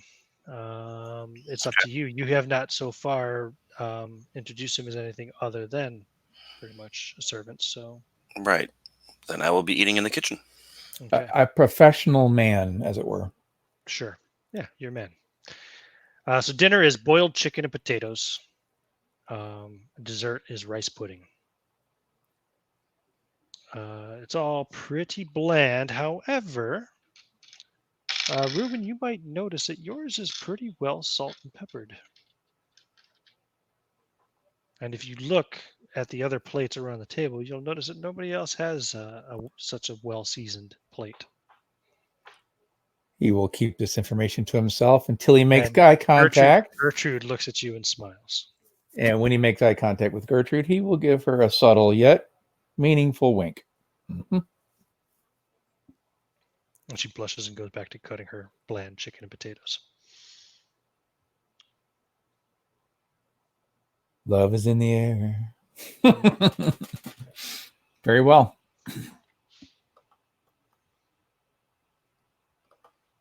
Is there a dinner conversation? There can be conversation, yeah, if you want. Hey, you're not eating with the servants this time. You're moving up in the world. Really? I know. I was thinking that. I've just remembered, yeah, the last time you were the one eating in the kitchen. Yep. We got to do what we got to do. So, I would bring up, probably directed to the man of the house. Harold Forby. Yes, Harold Forby. I was asking him. I was quite fascinated. We had quite a kind of a conversation piece you have in your garden there. The Ithacus statue. he kind of laughs. Icarus. There you go. Yes. Excuse me on my education. Yes, my grandfather. Again, you saw the portrait of him in the library. He was a sculptor. He did all the statues. He sculpted the mausoleum, and he did most of the ceilings in here as well. Wow. Great man. Yes, he was a very successful and talented artist. Was there any particular meaning with the statue and the quotation with it? That's not obvious. Not that I'm aware of. I mean, if there is, it'd be nothing that was ever relayed to myself. You might find it in his journals. They're in the library. Oh, okay. I always like to have some reading before I try to retire. So if you don't mind, I think I'll do that tonight. No, I don't mind. Speaking Gertrude of, tells me that you're a violinist. Yes, I am. I was offering also to give a small concerto to you folks if you'd like to settle your evening before retiring. Yes, why don't you play a song for us after dessert? Sure, my pleasure. Something soothing to relax us before we retire for the night or the evening. Actually, it's not even that late actually, but he retires early, so. Very well, like one of the classics you're referring to? Brahms, something along those lines? Now you pick. You surprise me. Very well. Just none of that. Nothing too modern. I don't like all of that upbeat stuff. No. Music should be somber and relaxing. Very well. I don't much approve of all of this dancing and things that the youth carry on with today, with their balls and such. Whatever they call them, he grumbles into his bland cup of tea.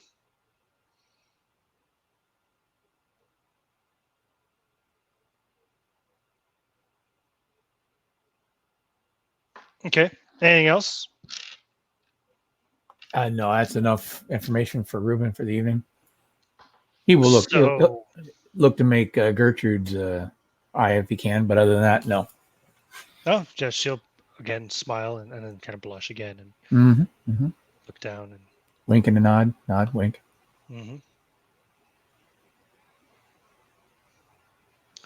And Belgrave, you're eating in the kitchen with Bates and Betty Bates, which is Bates is basically the butler. Right. Betty is kind of cook and housekeeper, and the maid Connie, and old Fred. All right.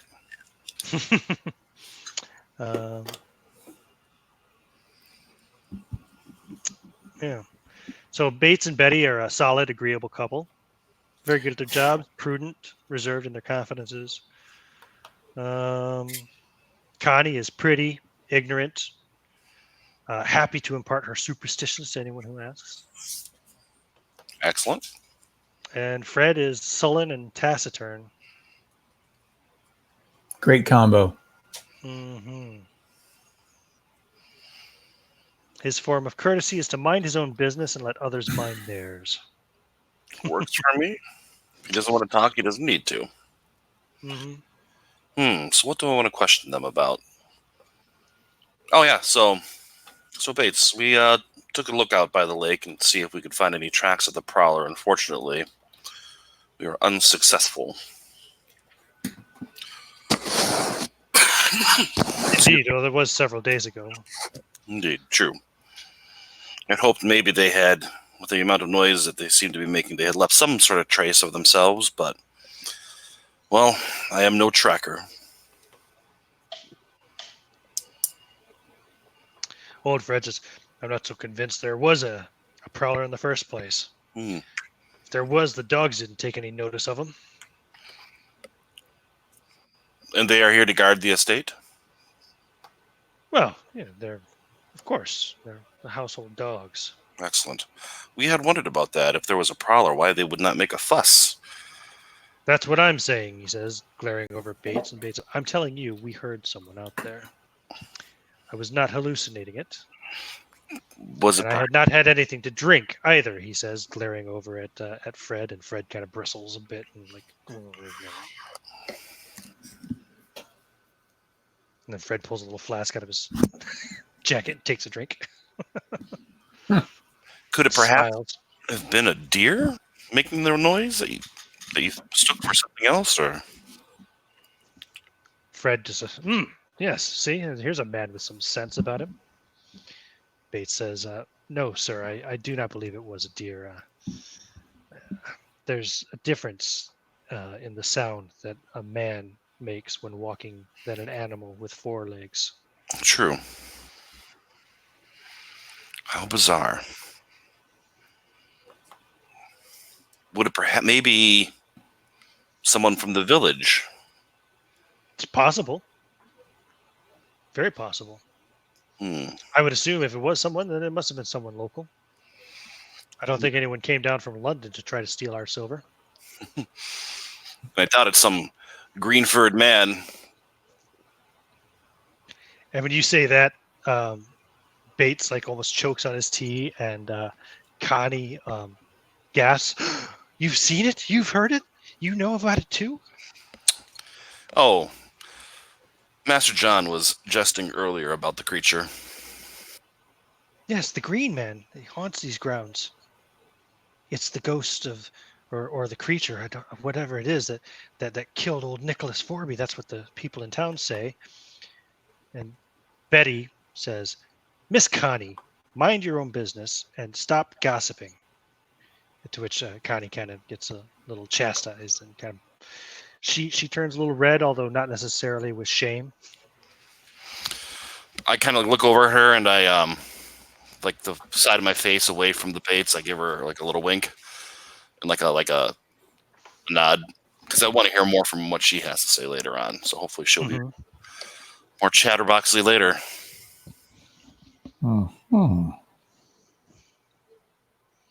Clearly, she likes to chatter.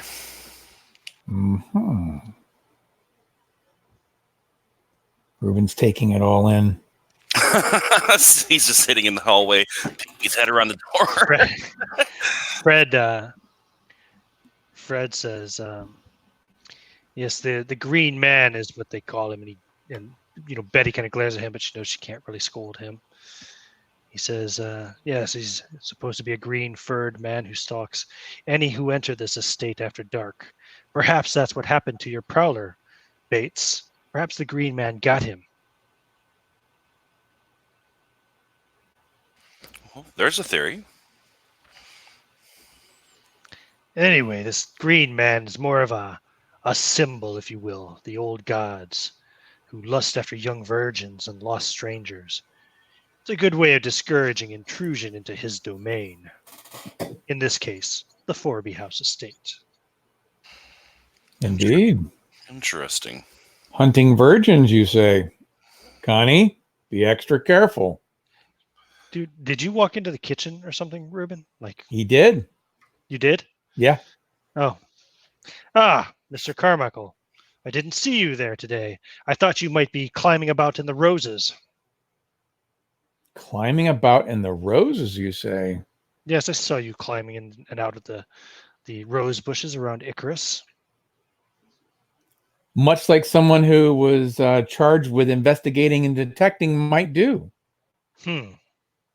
Perhaps there's some Better other not have part done of much my damage. I'll have to fix that in the morning. Right? Perhaps there's some other part of my job you could tell me what to do and how to do it. Betty has already jumped up out of her seat. Mr. Carmichael, what can I get for you, sir?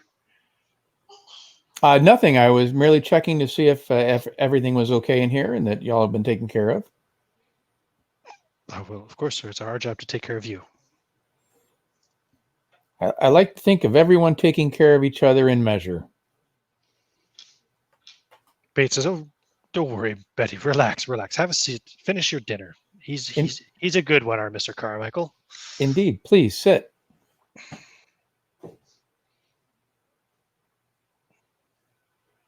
You have to forgive my wife, sir. She's not used to guests walking into the kitchen during dinner.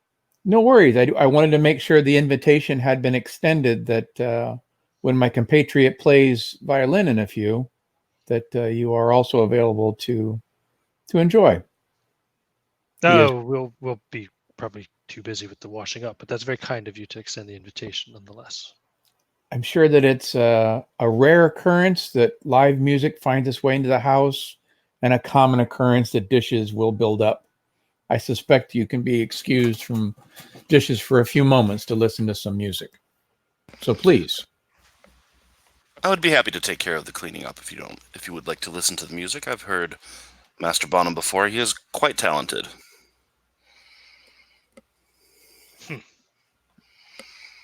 Oh, this I've got to see, Fred says. In this particular case, old Fred, you would be listening. It's a musical experience. I see you're having difficulty with English today. He glowers at you. And with a look that tells you right now that if this were a murder mystery, he would be the prime suspect.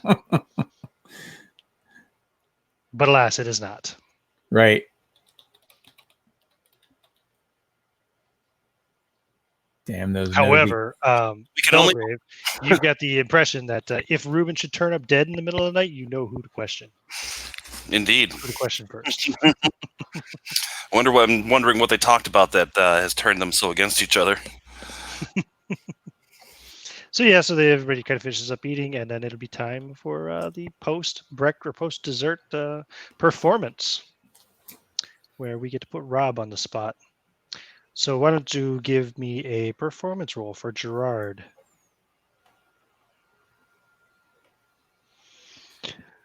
Okay, let me look up his. As he tries to make an impression upon Mr. Forby. Let me look up his talent first on violin. Yep. Sure, I know what I'm doing here. Music.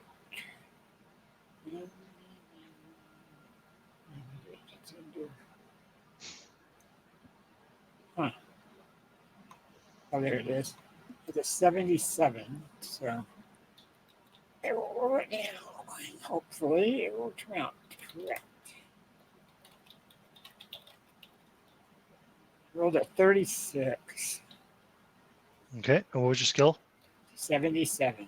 Nice. Yeah, you do a great performance. Very relaxing, just as he requested. Maybe part of a requiem or something, And yeah, he quite enjoys it. He even applauds. Wow. Old Fred even kind of, you see him taking a sip from a flask and rubbing at his eye a little bit as he excuses himself. I'm not crying. You're crying. Well, I see. Master Carmichael was not simply boasting of your skills. That was very, very good, young man. Young man, I don't know how old. How old is Gerard? 24. So he's Yeah, 10. you're almost 10 years younger than him. Yeah, that was excellent performance, young man. Very good, very good. Thank you, sir. It was my pleasure to bring some pleasure to the household. Yes, I really quite enjoyed that. That should help with the digestion quite nicely. Bates, don't forget to lock up all of the windows and doors. It'll be dark soon. Gertrude, you assist him. But it's so hot and close, and we have guests tonight, Harry. And I was like, "You'll do as you're told, woman." And the whole room gets real quiet and awkward. I'm your husband, and you will obey me. Get to it. Now, don't worry, Bates. Gertrude will take care of the doors and windows. Why don't you help me to bed? Gentlemen, it's been a pleasure. I will see you in the morning. Good night. And Gertrude just kind of rushes out of the room, tears streaming down her face.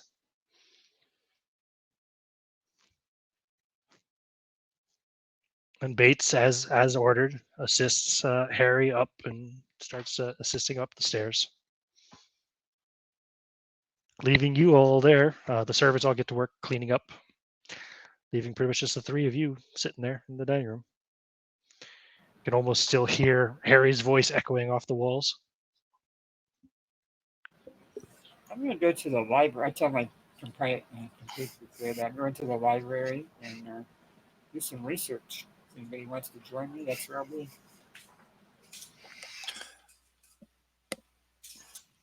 I'm going to follow out of the room, Mrs. Forby, and Okay. assist her in the locking up.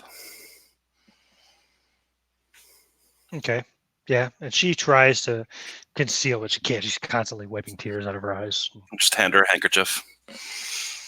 Oh, you're too kind. Thank you very much. If you would just show me what needs done, I will do it for you, ma'am. Well, I better go with you just to make sure we get them all. Indeed. And then while we're doing that, I'll just chat about my sister and growing up without her, just nonsense things, that kind of stuff. Just take her mind off it. Cool. What are you doing, Ruben? Oh, he had someone at the door. God, he missed all that, didn't he? Yeah, probably. Did he miss the whole thing with Harry roaring and? Oh well.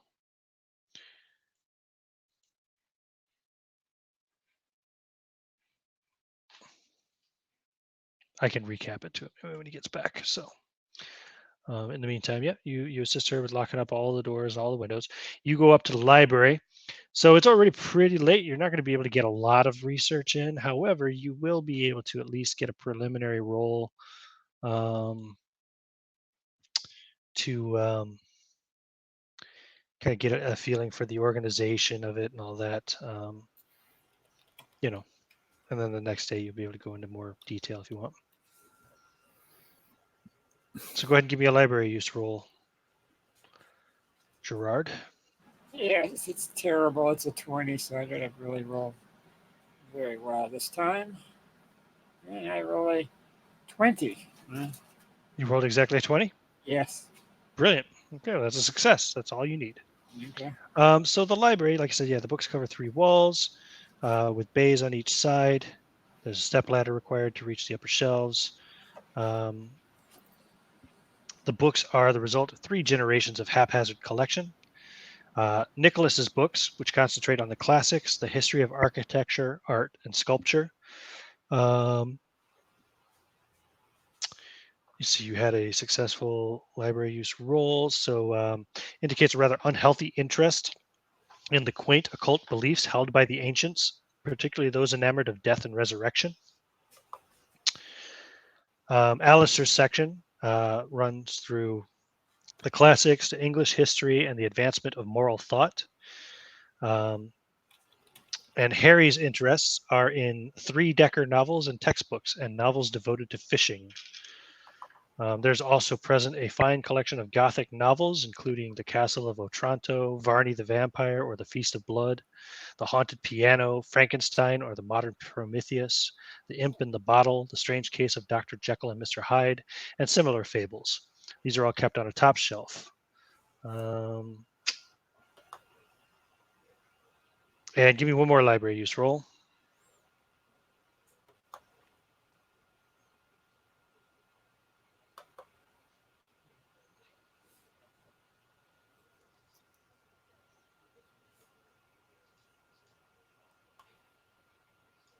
A 3.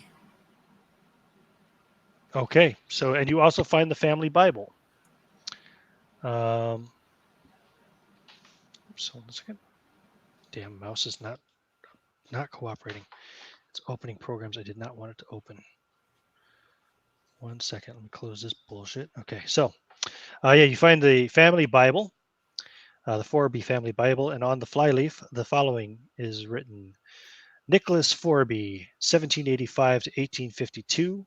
And there's a line drawn to Alison Sparing, 1800 to 1861.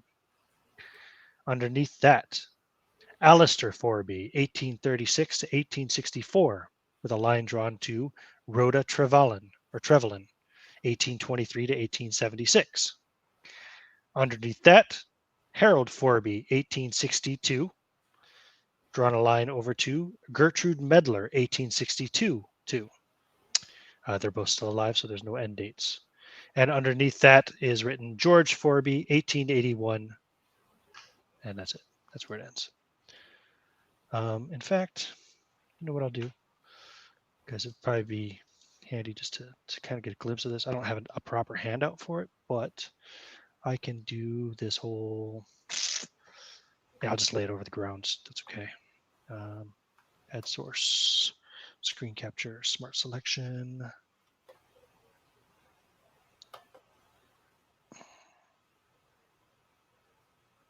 Yeah, there you go. Like that. Cool. Can you see that? Yeah. John, how much did you miss? I missed up to the library from the accolades of playing the violin to being at the library. Sorry. Okay, so you didn't hear when Harry was instructing Bates to lock up all the doors and windows because it was getting dark. He was ordering his wife around, right? Yeah, okay, cool. I wanted to object, but couldn't. I had to bail. Okay. Wasn't sure if you heard the whole shouting and bit and her running off crying and all that. So okay. Oh, I did not catch the crying part. Mm-hmm. Yep. Don't worry. Your man went and comforted her. Did he now? Belgrave.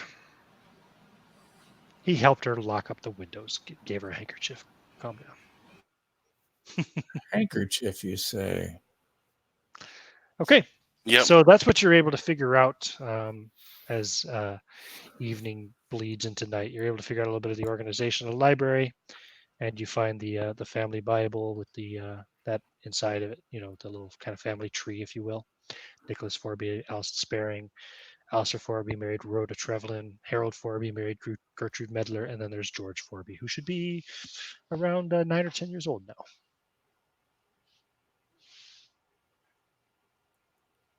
Okay. Good. I'm removing that now.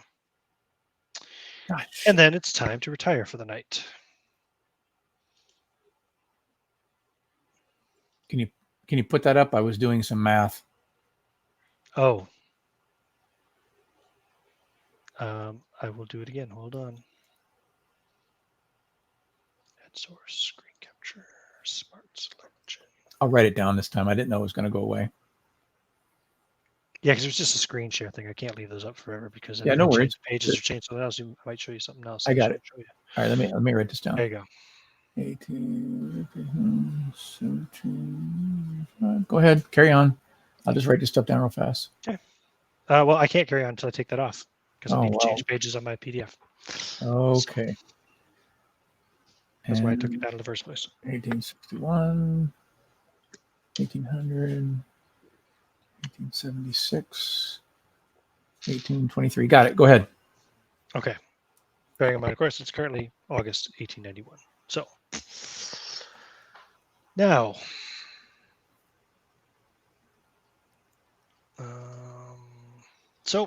yeah. Oh, you could have given me psychology rules too, I suppose, from when Harry shouted at Gertrude before he went to bed. Apologies, I missed this part. I forgot about this. Oh. Nope. No, I failed. Okay. What about you, Gerard?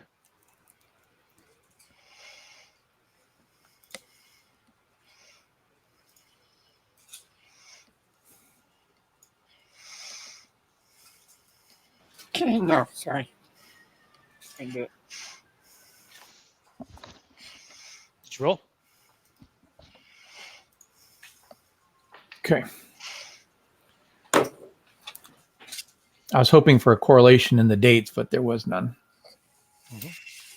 Rob, did you roll your psychology? He said he failed. Oh, he failed. Sorry, I didn't hear him. Okay. Okay, no problem. So you all go to bed. I would like you all to make listen rolls while you're sleeping. Listen, roll. All right. The ubiquitous 50. Let me see what that means. I rolled a 3. Wow. I failed. I have a 30. How did you do, Rob?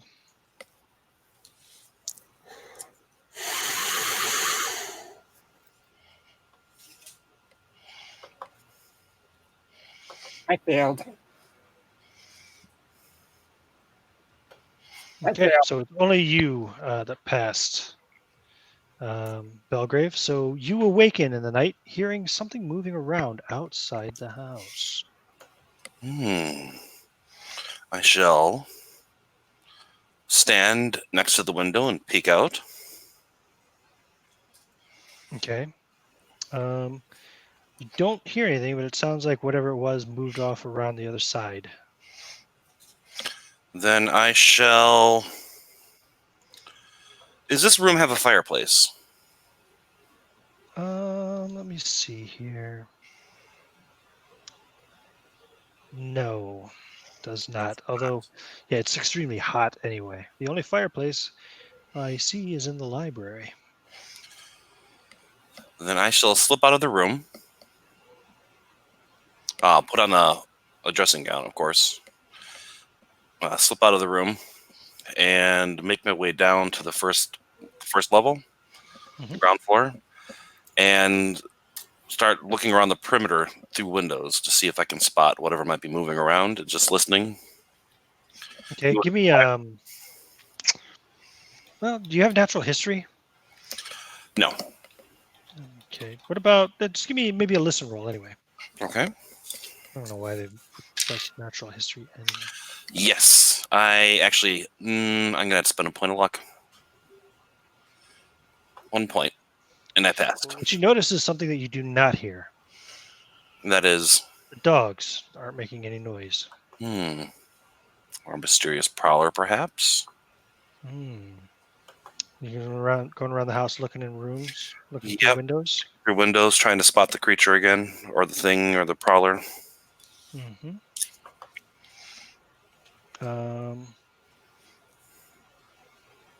and then when you get to the sitting room and you're looking out the west side of the house, Mm-hmm.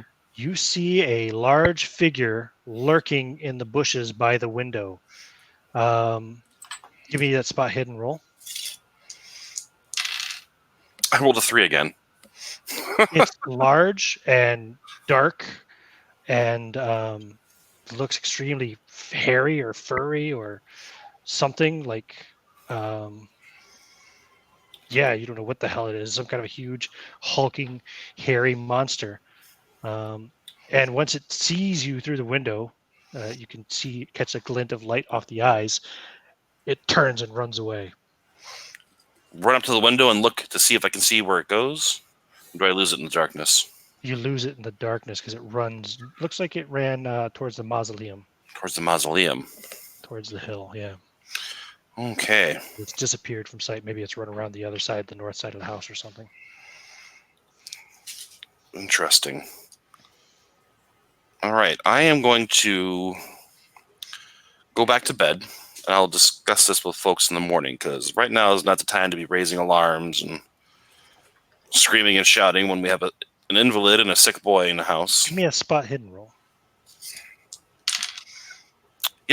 52, regular success. You do see some kind of smeared greenish stain on the windowsill. On the outside of the house. Mm-hmm. Hmm. Where the creature was like leaning up by the window. I'm in the sitting room, right? Mm-hmm. The window is locked, but you know how to unlock it. You're one of the ones who locked it. So Exactly. So I'm thinking, okay. I will find something. Is there any like dishes or anything in here? no. Okay. Then is there like a desk in this room? Let me go back to the description of the sitting room and see. I don't recall. The sitting room doesn't actually say. It probably is probably more like end tables, more so than desks, Okay. or like a room that you would sit in and talk or maybe read or. I'm going to quickly move to the scullery. Okay. Find a small glass and a butter knife. Okay. Go back to that room. Mm-hmm. Unlock the window and move it up just enough that I can reach out with my hands and scrape some of that stuff up and put it into the glass. Okay. Scrape as much of it up as I can and put it in there, and then close and lock the window again. Go back to the scullery and wash the knife. Mhm. Put it away. And then take that glass with me to my room. Okay. Now, I think we never decided. There's only 2 rooms. Are you sharing a room with Gerard? Or Probably. What is the rooming arrangement, gentlemen? I would assume Ruben probably got his own room, but Right. Ruben would not have pressed for it, but I assumed that He's the guy paying me, so yeah, He's that the our senior. gentleman's servant would have, or gentleman's man would have insisted. Mm-hmm. Yeah. Right. Okay. So you do share a room with Gerard, who's still fast asleep, but right. I don't want to disturb the rest. Like I said, there's no reason to raise an alarm. Whatever it was ran on first sight of me, so I can't imagine it's hostile or too hostile. Whatever it was, probably someone in a costume. But this green paint or whatever it is, sniff it. it smells earthy. Interesting. Well, I will go back to sleep. Okay. I put that glass under the bed where it won't be immediately seen, and then go back to sleep. Okay. No problem. When you all wake in the morning, the servants are preparing breakfast. You assume you've taken out to look at it in the light of day. Yes. Sure. It looks to you to be crushed green grass, moss, vegetation, and mud. I'll call. Rank. I'll find Ruben and Gerard and Well, Gerard shares a room with you, and Ruben's right next door. So Yeah, I'll go and knock on Ruben's door, and I'll ask Gerard to just wait in the room for a moment, and then Mr. Carmichael, Yes, good morrow. there is something I would like to discuss with you of the events of this past evening. Indeed.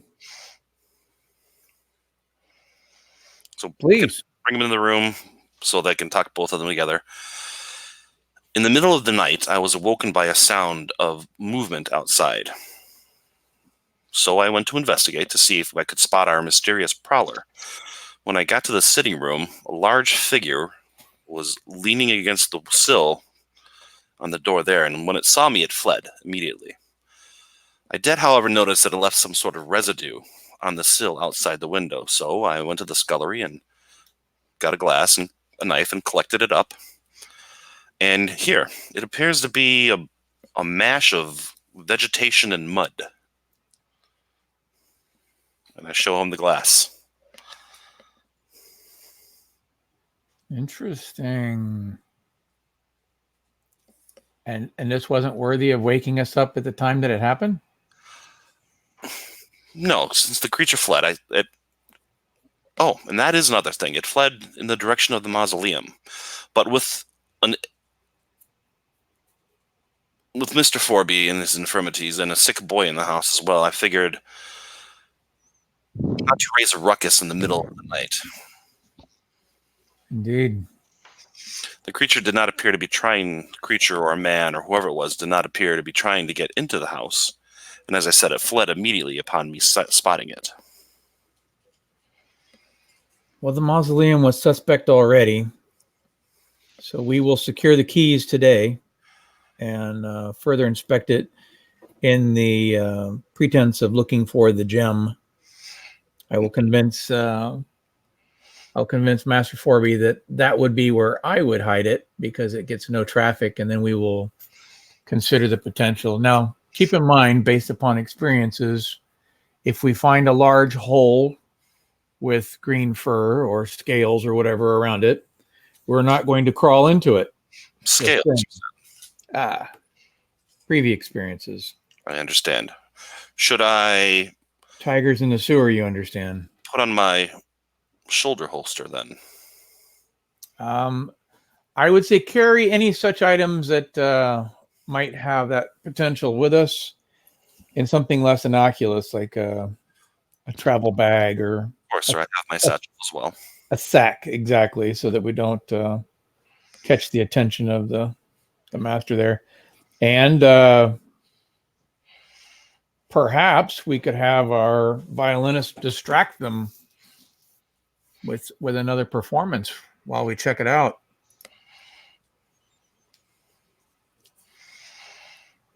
Now that's I didn't hear the description of the stuff you got. Is it fur or is it vegetation? It appears to be a mash of green vegetation and mud, grass and moss and the like. I'm no naturalist, though, so I can't say for sure what sort of plants it is, but it is plant matter. Kind of goes along with the statue, the quote outside about being made from mud. Interesting. Surely a creature made of mud would not exist, though. Well, I've seen some strange things that I didn't think would exist either, and maybe they didn't. Maybe they were my imagination, but they still appear in my memory. So, I'm. So that the mausoleum sits up on a hill, correct? correct. Yep. Okay, and below that hill is where the ice cave is, or The ice house is on the north side of the hill. Yeah. It's on the north side of the hill. Okay. So it's up on the hill itself, or is it below the hill, into the hill? It's built into the hill. Yeah. It's goes down into the hill because they want to keep the ice underground to keep it cold. I just have, just between us two players, I just have this weird feeling that there's a connection between the ice house and the mausoleum. Possibly. The man was a a builder, according to what Gerard read last month. Good call. Good call. Good call. So, and you But- got that hill. but That whole The hill, ice house was afterwards, right? I think so. And that whole hill, if he excavated it, he should have had, whatever things he's delving in, having a whole area underneath there. That's true. A very good call. Interesting thoughts. Yeah. We'll Yeah. see. All right. Well, I think that's a good place to tie it up for this night. Very good. It's the beginning of the next day, day 2, technically, of the investigation, August 20th, 1891. So yeah, we'll pick this back up again in 2 weeks' time. I will end the broadcast.